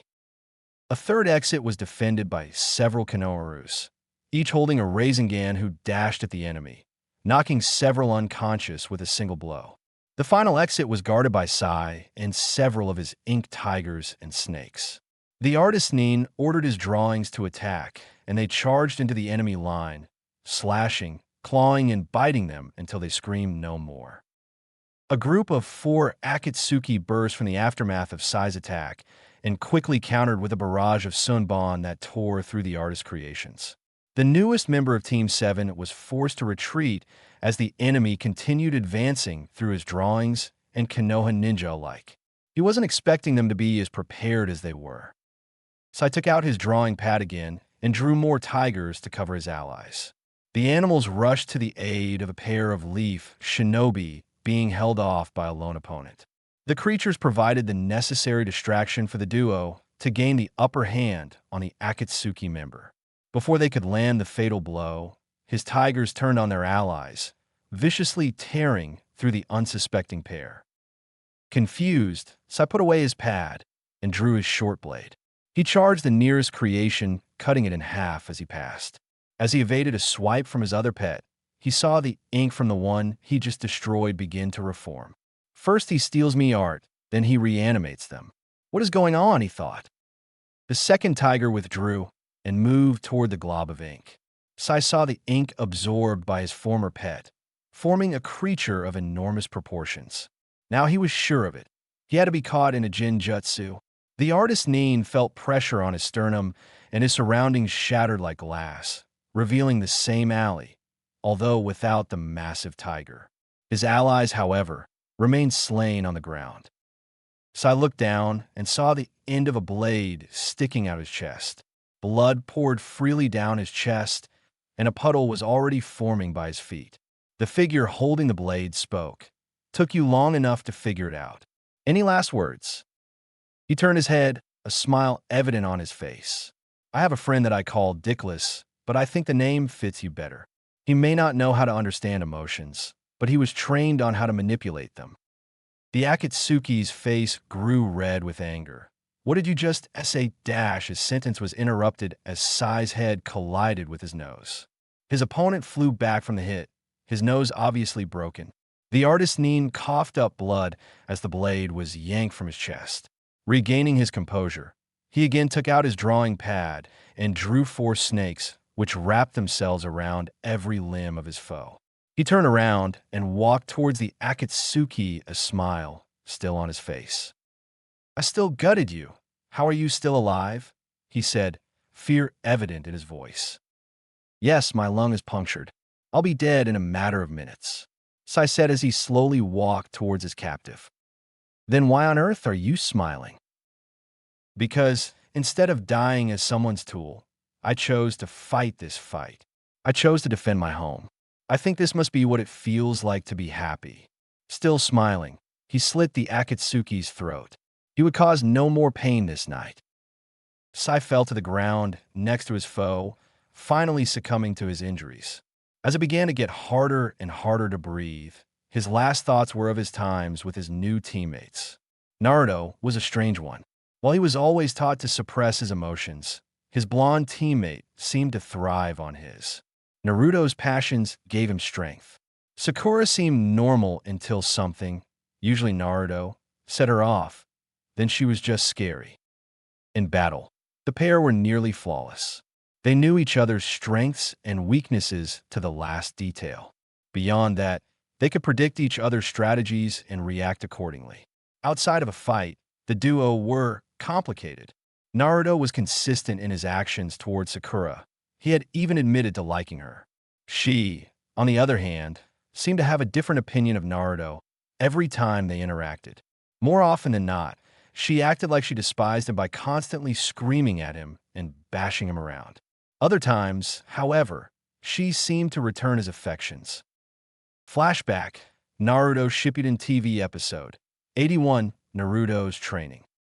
Sai approached Sakura as she observed Naruto train to combine the Rasengan with his elemental chakra nature. From the looks of things, he wasn't making much progress. Nonetheless, from his books, he had learned that it was polite to ask anyway. "How is Naruto doing?" "Sai, it looks like combining Rasengan with nature manipulation is much harder than he expected. Naruto never has been a quick study," she answered. "That's why Kakashi-sensei's having him learn by doing." In the short time he had known the blonde, the only thing he had seen him read was a ramen menu. She looked sad as she responded. "Yes, it is training only Naruto can do. 1 clone doubles the results. 100 clones gives 100 times the results.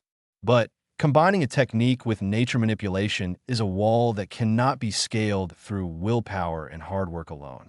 Remember, the Rasengan was originally developed by the 4th Hokage himself." She paused, breathing deeply before continuing. She sounded almost ashamed as she said, "Adding nature manipulation to such a high-level technique. Naruto might not be capable." So I didn't know what to say. How would he cheer her up? Surely she didn't believe that Naruto would fail.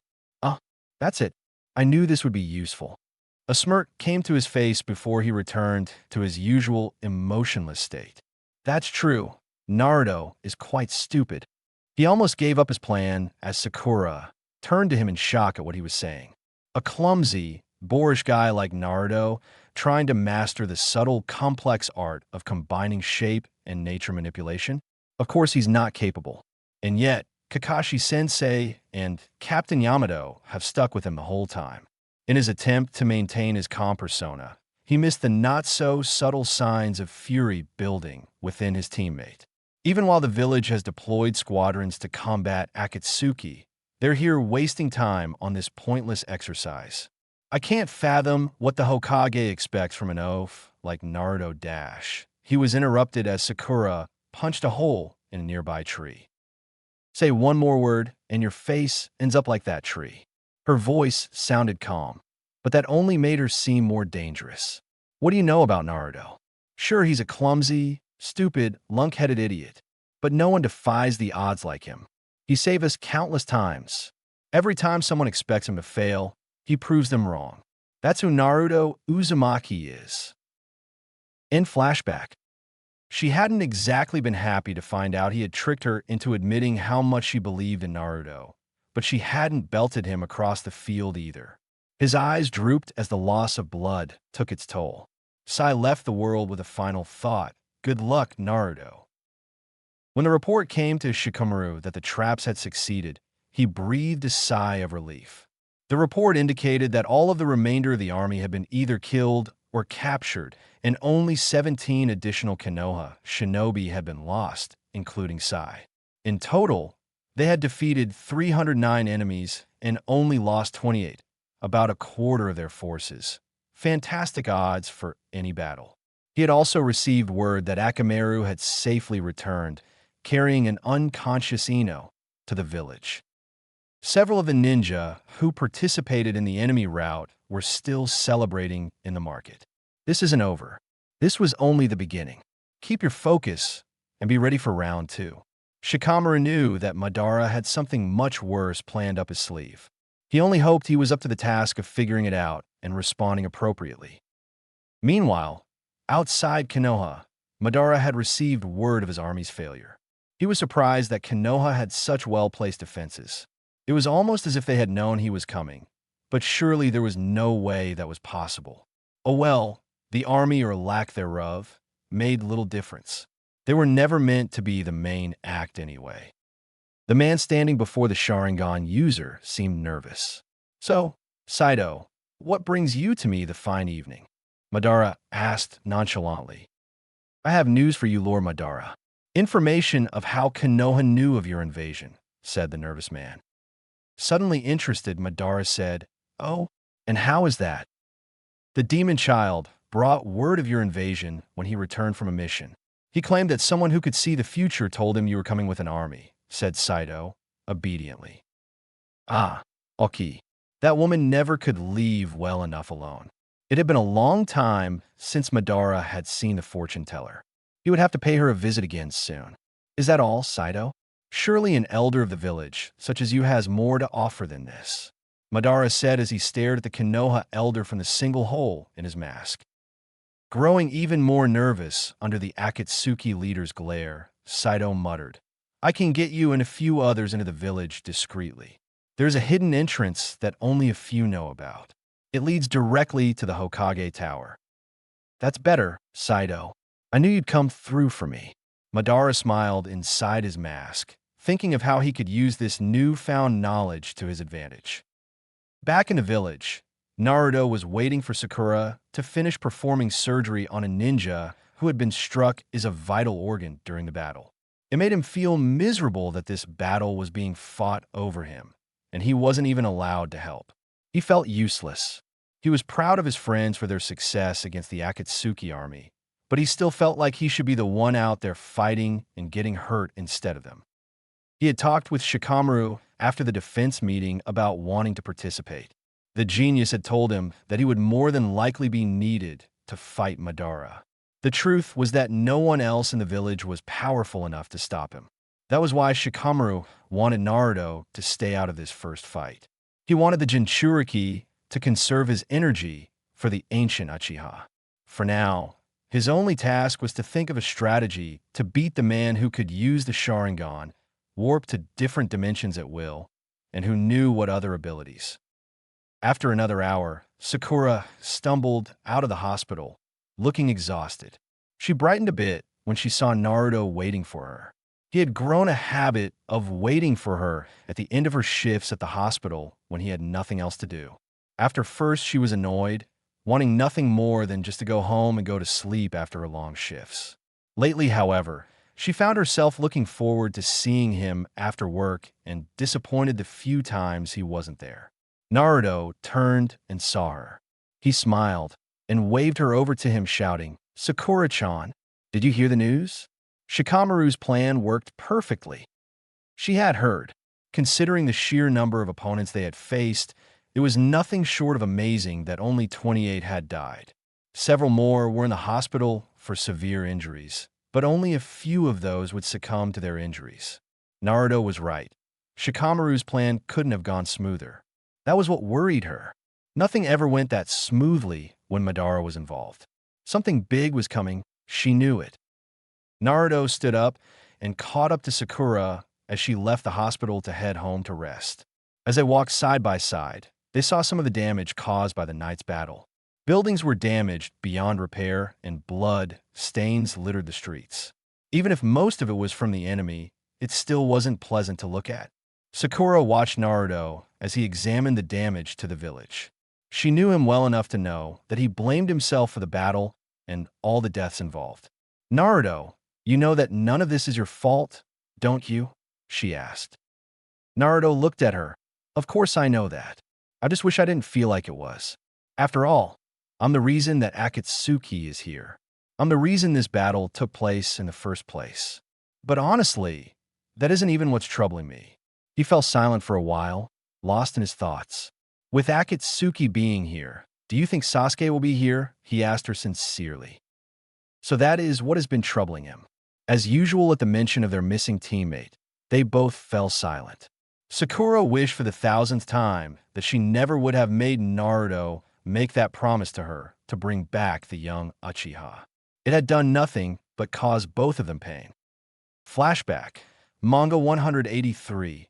Outside Konoha's gate. Sakura's request.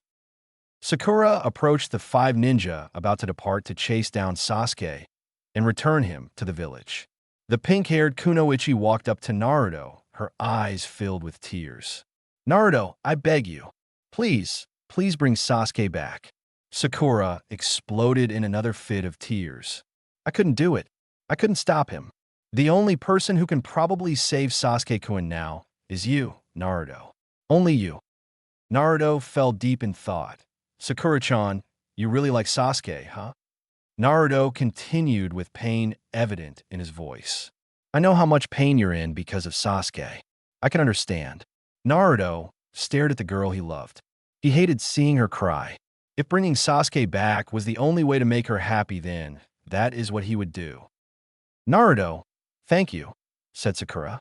She couldn't see how Naruto would understand, but she was grateful anyway. "Don't worry, I'll bring him back. Promise of a lifetime," the blonde shinobi said with a smile and a thumbs up to hide his pain.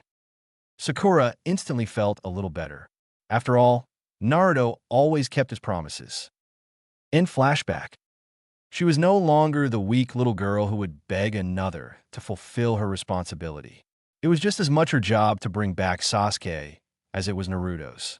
After a while, Sakura's voice yanked the blonde ninja from his thoughts. "If he is, then we will confront him together, like we should have done a long time ago," she said seriously. "Of course, Sakura-chan," Naruto said, smiling brightly. They had arrived at her house. Naruto paused, aware that the trip was near its end. Noticing that her friend stopped, Sakura slowed as well. The blonde had turned serious again.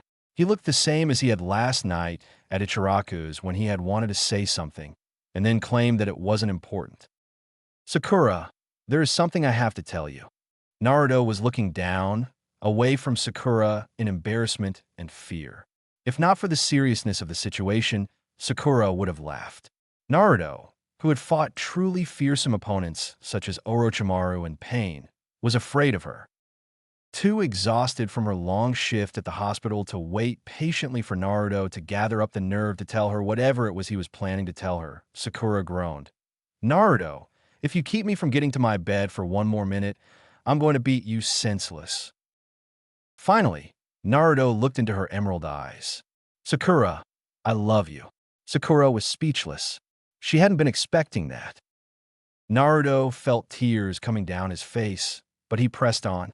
If he didn't say this now, he knew he never would. "I've loved you since the academy. I never told you because I didn't think I deserved you since I couldn't even keep a promise to you." The blonde was shaking. Although with anger or sadness, she couldn't tell. "Kakashi and Jiraiya may have trained me, but you are what made me the ninja I am today. You're the reason I never give up." Sakura hadn't moved since he told her.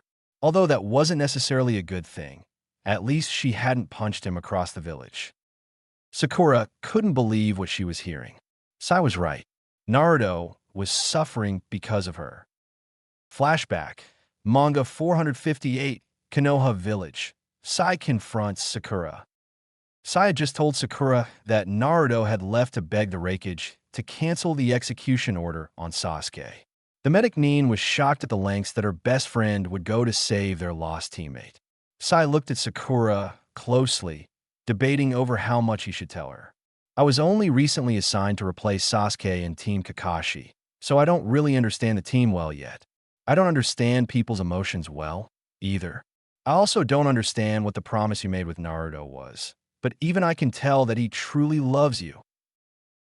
Sakura went wide-eyed from the revelation. She remembered that Naruto had said that he understood her suffering when Sasuke left. Now she knew what he meant. He'd been bearing that pain all along. She couldn't imagine what Naruto experienced when she asked the man who loved her to bring her back the man she loved. It seems like Naruto's always shouldering the burden of his promise with you. Seemed like he plans to carry it for the rest of his life. I don't know what you said to Naruto, but I felt that it was like he was bound by the same kind of curse I am, continued Sai, referring to the seal on his tongue. Sasuke is making Naruto suffer, but aren't you too? In flashback. Before that day, Sakura had never known how much of a burden she had placed on Naruto when she made him promise to bring back Sasuke. From then on, she was determined to deal with Sasuke herself so that he wouldn't have to. In the end, she hadn't been able to strike him down when the opportunity arose. As a result, Naruto had barely rescued her from death at Sasuke's hands and had once again confronted him in combat. Naruto had done so much for her behind her back, never complaining and never asking to be thanked or recognized. She wondered what she had done to deserve Naruto's affections. When they were younger, she had thought Naruto was nothing more than a nuisance to her love interest in Sasuke, and she wasn't afraid to let him know it, either. Back then, he was a hyperactive, annoying child. Now, however, he was the hero of the village. Though he still had his childlike moments, he had grown up more than just vertically. His sense of responsibility had expanded to encompass the whole village. His confession frightened her. The way he had said it had a sense of finality to it. It was like he thought he might never see her again. "Naruto, why are you telling me this now?" Sakura questioned. He sighed heavily. "Because I'm scared, Sakura-chan.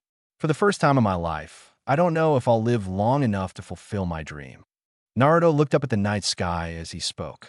Maybe it's because of the prophecy, or maybe it's because for the first time, things have started looking up for me. He chuckled and thought of how even with Akatsuki out hunting him, the village has been relatively safe until now, since Pain. The whole village has recognized him like he has always dreamed.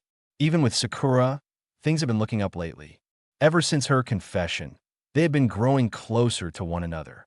They still weren't dating or anything, but it no longer seemed as impossible as it once did. Maybe this was being pessimistic, but it is hard to believe that something so good could last, for him, at least. Sakura had never seen Naruto so unsure of himself. Well, if he wouldn't believe in himself, then she would just have to believe for him. Sakura grabbed both of Naruto's shoulders, shaking him as she spoke. "You listen to me, Naruto. You're not going to die, do you hear me? Because I won't let you. I don't care what that old hag said. If you get in trouble, I'll save you. I believe in you, Naruto." When that didn't seem to cheer him up, Sakura pulled him closer and embraced him, placing her head on his chest. She could hear his heart beat quicken from emotion as he wrapped his arms around her, and it made her smile. They were interrupted by an explosion on the opposite side of the village. Letting go of Naruto, she asked, "What was that?" "Nothing good." With that, Naruto sprinted ahead, with Sakura close behind toward where the explosion came from, suspecting that Madara was involved. Meanwhile, in the Hokage Tower, Tsunade had just finished a rather large batch of paperwork regarding the defense of the village and had decided to reward herself with a large cup of sake. With Shizune in charge of the hospital, There was no one to nag at her over the bad habit. After pouring a generous cup, she downed it in one gulp. When she picked up the bottle to refill her cup, she heard a voice from the back of her office. Still can't let go of the bottle, Tsunade? TSK, you know that isn't good for your health, Hokage, said a voice she thought she recognized. A figure emerged from the shadows of her office, and she dropped the rest of her sake bottle, which shattered on the floor. Madara, so you do know me? Good, then we can skip the introductions and get straight to the point. Where is Naruto? The ancient Sharingan user asked. Chapter 10, Darkness Falls. Kisame was bored as he searched for Naruto. Though Madara had assigned the task to the Uchiha boy, he wanted to see for himself how strong the Nine-Tails Jinchuriki was. The small team had easily slaughtered the ANBU squad guarding the secret entrance, and had separated once inside the village to perform their designated objectives. He was supposed to capture a young kunoichi with pink hair, but he decided to search for larger game first. He had been here once before with his deceased partner, Itachi, but he still did not know the layout of the village very well. Before long, he had wandered into the Konoha market where the defenders had defeated a majority of the Akatsuki army. The village had not had time to clean up after the mayhem of the battle. Dead bodies lay everywhere and blood covered the streets and the walls of the nearby buildings. Kisame loved it. He breathed in deep. He could still smell the carnage, almost see the chaos that must have ensued. He could even hear the buildings fall from the wait a minute. That wasn't just in his mind. That was real. Kisame turned around and saw the Hokage Tower, the tallest building in the village, crumble to the ground with a resounding crash. He smirked. Madara seems to be having a fun time with his target, I see, he thought. Just then, the water Nin heard footsteps approaching from behind him. When he turned around, he saw a shinobi, clad in a green jumpsuit. He was staring at the falling tower in astonishment. When he snapped out of his shock, he said, "Who are you? And what have you done to the Hokage Tower?" Kisame rolled his eyes. "Can you really still not remember me?" Withdrawing his sword, he added, "I'll make you remember my name, even if I have to carve it into you." Mighty Guy recognized a threat when he heard one. A thrill ran through him as it always did before a battle. "A worthy challenge, I accept." He bowed before entering his combat stance. A few moments earlier, Tsunade stared daggers at the enemy shinobi in her office. "Even if I knew exactly where he was, I wouldn't tell you. He is on a mission and isn't due back for some time." She lied smoothly. Madara shook his finger at the Hokage. Now, Tsunade, lies do not become you. I have it on good authority that it was Naruto himself that warned you that I was coming with my army. How could he have known that? Only those present when Naruto gave his report knew about that. However he came by the information, there was no sense denying it any longer. Who told you? A lovely, plump, little man named Saito. I say, that man certainly squirms when he is nervous, doesn't he? The Uchiha quipped, obviously enjoying himself. This was exactly why Tsunade couldn't stand having an advisory council. With so many people in the loop, it was impossible to keep things a secret for long. She would never understand why the third allowed such a thing.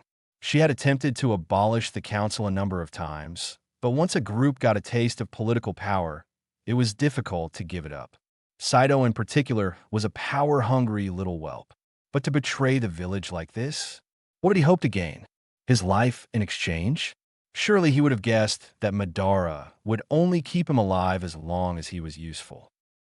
Tsunade was fuming. It wasn't difficult to guess the rest of what happened.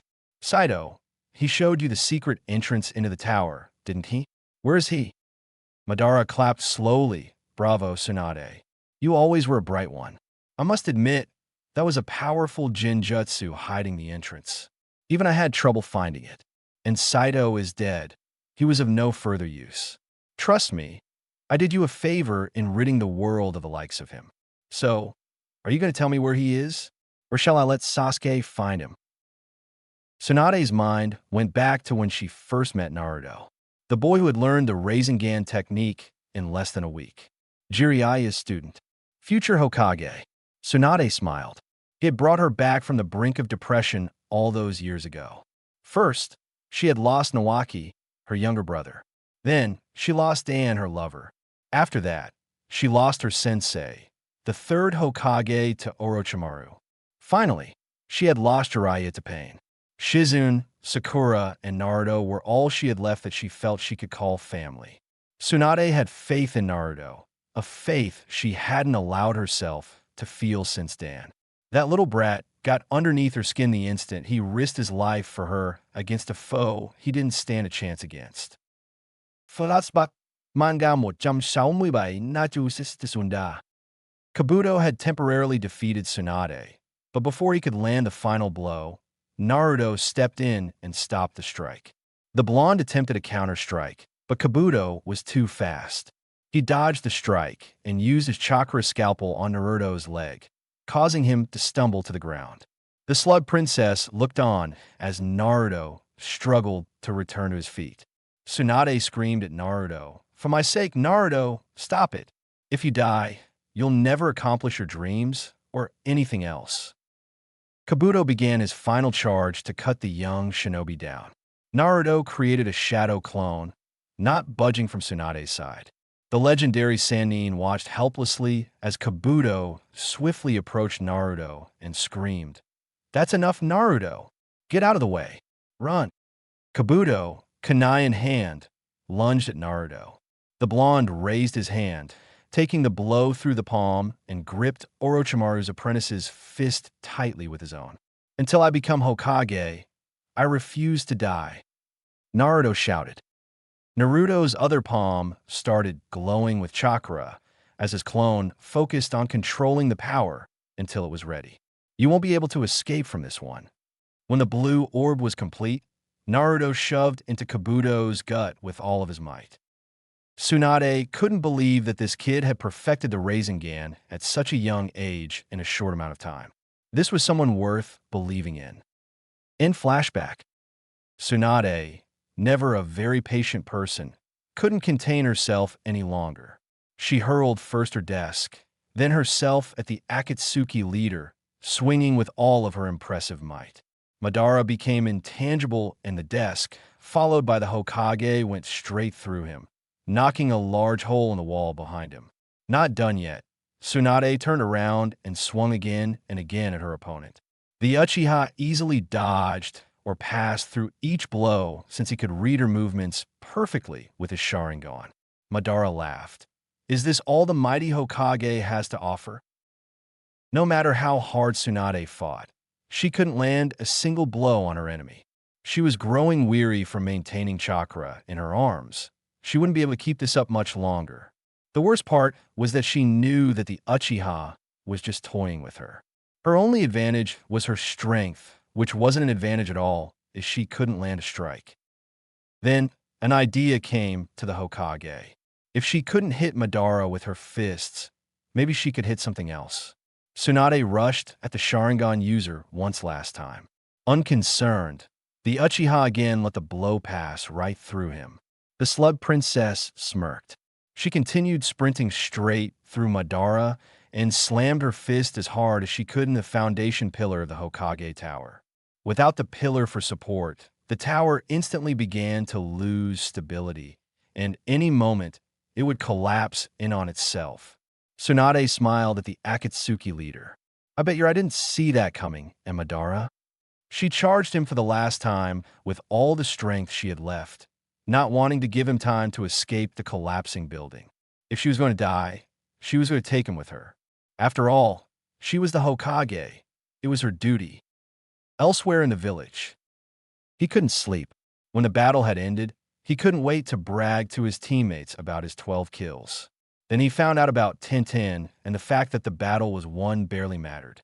Rock Lee wandered the streets of Konoha, seeking purpose and remembering his precious memories of his deceased friend and teammate. He saw the Hokage tower fall, but couldn't bring himself to care, not after Tintin. He continued walking despite the activity around him.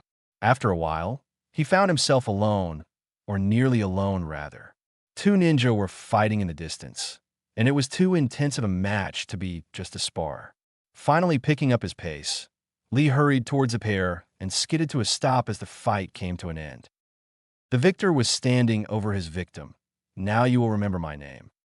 Lee recognized his sensei's corpse at the feet of the Akatsuki ninja. For the first time since he received the news about Tenten, emotions exploded inside of him. Guy was the closest thing he had to a father since his dad died during the nine-tailed demon's rampage. Not even bothering to keep the fury out of his voice, he asked, "Who are you?" "Who, me? I'm just a traveler passing through," said Kisame sarcastically as he drew his large sword. Lee had seen this man before. He had blocked his team's path when they were rushing to help save Gaara. "You, whoever you are, I won't forgive you," Lee said as he moved into an attack position.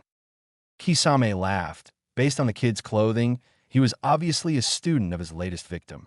"Well, you certainly have a master memory. I'll give you that." He kicked the body for emphasis. What were the odds of two people with abysmal memories becoming sensei and student? "I have no business with you, boy. If you get out of my way now, I'll let you live a while longer." Ignoring the offer, Lee dashed to his opponent, leaving nothing but a trail of dust in his wake. He circled the enemy, adding to the unpredictability of his next attack. Kisame merely stood in place, unmoving, with a bored expression on his face. At last, Lee attacked, beginning with a thrust to the swordsman's stomach, doubling him over. The youth lifted his knee, striking the water Nin in the face. The green-clad ninja spun around and swept Kisame's legs out from underneath him and kicked him into the air. Lee leaped after his foe and kicked again and again, knocking him higher and higher above the ground. When they had reached a sufficient altitude, Lee unwrapped the straps around his arm and tied them around opponent. They spun rapidly together towards the ground. The youth shouted, "Primary Lotus!" and slammed the swordsman into the ground head first. Breathing hard, Lee back flipped away as he watched the dust settle. There Kisame stood, brushing some pebbles of his body. He looked completely uninjured. Kisame chuckled darkly. "Well done, kid. It has been a long time since I've been knocked around like that. You fight just as well as your master. You use no chakra in your attacks, just pure taijutsu, and yet you still have all of that speed and power. It's very impressive. My poor Samahata won't be able to feast on your chakra. Oh well, I guess he will have to suffice with feasting on your flesh." Then Kisame sprinted toward Lee, who was still recovering from using his primary lotus. The taijutsu master moved as quickly as he could to dodge the incoming blow, but he wasn't fast enough. Samahata nicked his side and, using its many barbed scales, ripped deeply into his skin. Lee dove and flipped to gain some distance between himself and his opponent. Unwilling to let the injured ninja get away so easily, Kisame expertly weaved several hand signs and shouted, "Shark Torpedo Jutsu!" The water Nin thrust his hands toward his enemy over and over again. Each time he did so, a torrent of water in the shape of a shark rocketed toward Lee. Holding his side in pain, the green-clad shinobi ducked, dived, and otherwise evaded every attack using his instincts honed over years of being a taijutsu ninja. When the barrage finally ended, Lee asked, "If I'm not who you are after, then who is your target?" Kisame stood at his full height and grinned evilly. "I seek the nine-tailed demon fox and its Jinchuriki host, Uzumaki Naruto." Naruto Lee stood up and smiled inwardly. Flashback, Manga 85, Konoha Training Grounds, Lee's new technique. After a long day of training, Guy came up to Lee and said, "Lee, I will now teach you a new technique. It will be your trump card." Lee became excited, always thrilled to learn something new from his master. But because of that, this technique will come with a strict condition. Guy turned serious, which grabbed Lee's attention. That is, to protect a precious person. In flashback, Guy-sensei, your conditions for that move have been met. To protect a precious person, he thought. Lee bent over and removed the weights strapped to his arms and legs. Lifting them all, but one in his right hand, he threw them at Kisame. The elite Akatsuki easily dodged and watched as the weights continued into a large boulder, creating a massive crack in the stone. The swordsman turned his head in amazement back at Lee in time to see the last weight slam directly into his face. By the time Kisame regained his composure, Lee had opened the first 6 inner gates. The taijutsu master had veins popping out all over his body and was pouring energy from every pore in his body. Lee vanished only to reappear behind Kisame and deliver a vicious roundhouse kick to his jaw. While his opponent was still reeling from the attack, the Konoha shinobi used the opportunity to disarm the enemy of his precious weapon. Lee continued to throw blow after blow at the swordsman, a powerful haymaker to the gut, a bone-shattering hook to his rib, and to conclude his combo, a devastating uppercut directly to his jaw. Kisame went soaring into the side of the building, nearly going through the wall. Lee ran after him, not planning to stop until his enemy was down for good. The water nin stood up slowly, blood dripping from his mouth. The green-clad ninja leaped into the air and shouted, "Konoha Whirlwind!" Lee spun in mid-air, his leg aimed for another mighty strike at Kisame's head. At the last moment, the swordsman lifted his arms to block the blow. When the hit landed, water erupted from the Akatsuki's hands and enveloped Lee. "Water prison jutsu," said Kisame. Entirely surrounded by water, Lee couldn't breathe. "You've been rather feisty, young one. If it is any consolation, I think you surpassed the other nut." After he was sure that Lee was trapped fully in his jutsu, Kisame examined his injuries. He had at least 2 broken ribs, a rather weak jaw, a limp caused by a hefty kick to his left thigh, and several other internal injuries he couldn't place. All in all, the kid had done a good job roughing him up. With his speed and strength, Kisame was lucky he managed to catch Lee's leg when he did. A few more blows of that caliber, and he may have been defeated. Lee could feel his chest burning from a lack of air. He had been holding his breath for nearly a minute. Still holding the taijutsu master in his trap, Kisame walked over to where Samehada lay and picked up his legendary blade. Giving the sword a few good swings to get reacquainted, the sword master once again turned his attention to the oxygen-deprived Lee. He had decided to finish the young ninja swiftly. He had fought honorably and deserved a quick death, not a slow, agonizing drowning. Lee had never felt worse. His lungs felt like they were going to explode, which was ironic because there was nothing in them. His body felt sore all over, one of the after effects of opening so many gates at once. He had no choice. He would have to open the 7th gate. Nearly double the power temporarily at the expense of his life expectancy. His blood boiled, literally. The water around him began to bubble. As the water grew in temperature, Kisame focused more chakra into the prison to maintain his hold on his tenant. But chakra wasn't the problem. The prison only had so much water, and it was evaporating at an alarming pace. The control required over the body to force your body temperature to increase to the boiling point was something he had never heard of. He broke off the water prison. No sense wasting chakra. Things were about to get interesting. Lee stood with steam rising from him. His eyes were inflamed with a righteous rage. His skin had 3rd-degree burns along his exposed skin due to the boiling water. The taijutsu master threw himself at his foe with abandon. He easily ducked a horizontal slash from Samehada and countered with a roundhouse kick to the chin. The water nin managed to lean back, avoiding the blow, but wasn't fast enough to dodge the follow-up thrust to the chest. The Konoha nin was just too fast. Kisame formed seals, and a wave of water exploded outward. Debris was blown backward as the wave spread, but Lee remained with merely more steam surrounding him. The Akatsuki sent another round of shark bullets towards the young ninja, but they were hacked out of existence by a few well-placed punches. Lee once again closed the distance between them, leading the charge with a flying dropkick. Kisame blocked with his sword, but the force behind the kick dropped him to his knee.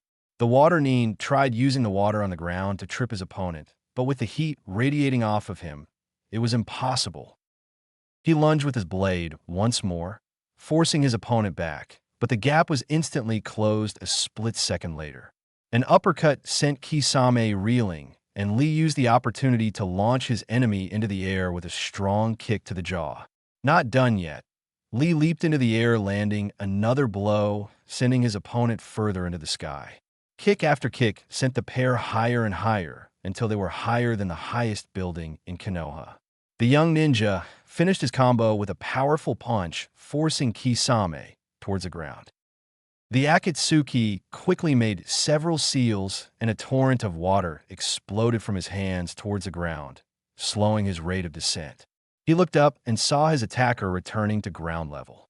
Enough games, time to end this. Kisame formed a long list of seals faster than most eyes could follow before unleashing an enormous shark surrounded by a lake's worth of water. Finding its target, the shark swam through the air, quickly gaining speed. The falling ninja began to glow, which expanded into something resembling a falling meteor. The flames around the Konoha brightened as the two forces collided in midair. The explosion was such that the swordsman was forced to look away until it passed. When he looked back up to see what had happened, his great shark had disappeared and the green shinobi was still falling.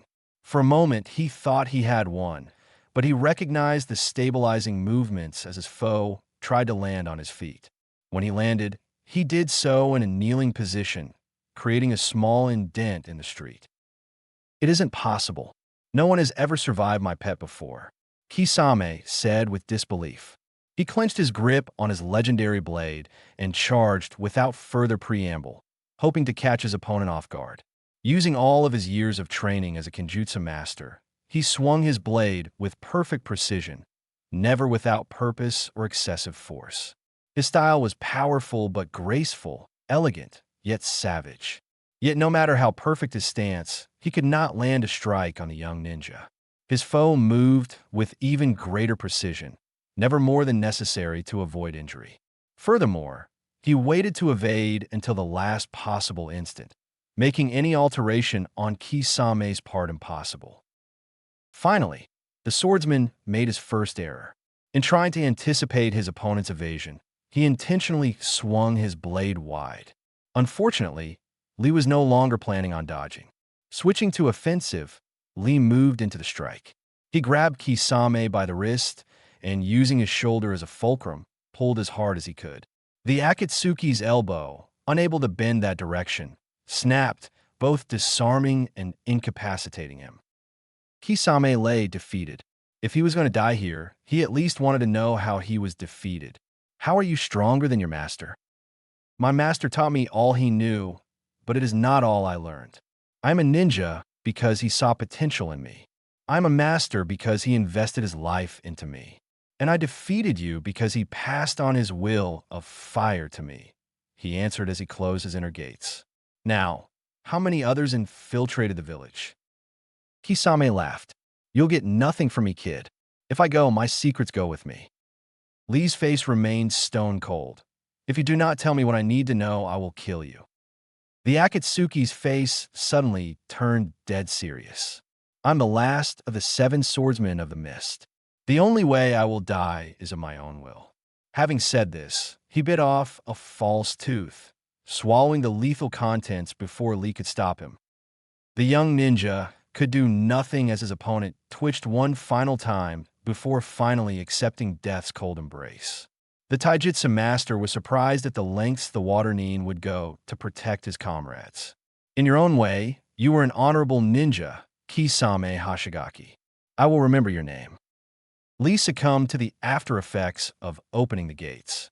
Blood freely poured from his ears and nose due to the strain it placed on his body. His legs stiffened, forcing him to fall on his back. Now, he could only hope that an ally found him instead of an enemy. "Gai-sensei, I did it. I protected a precious person." With that thought, Lee faded into darkness.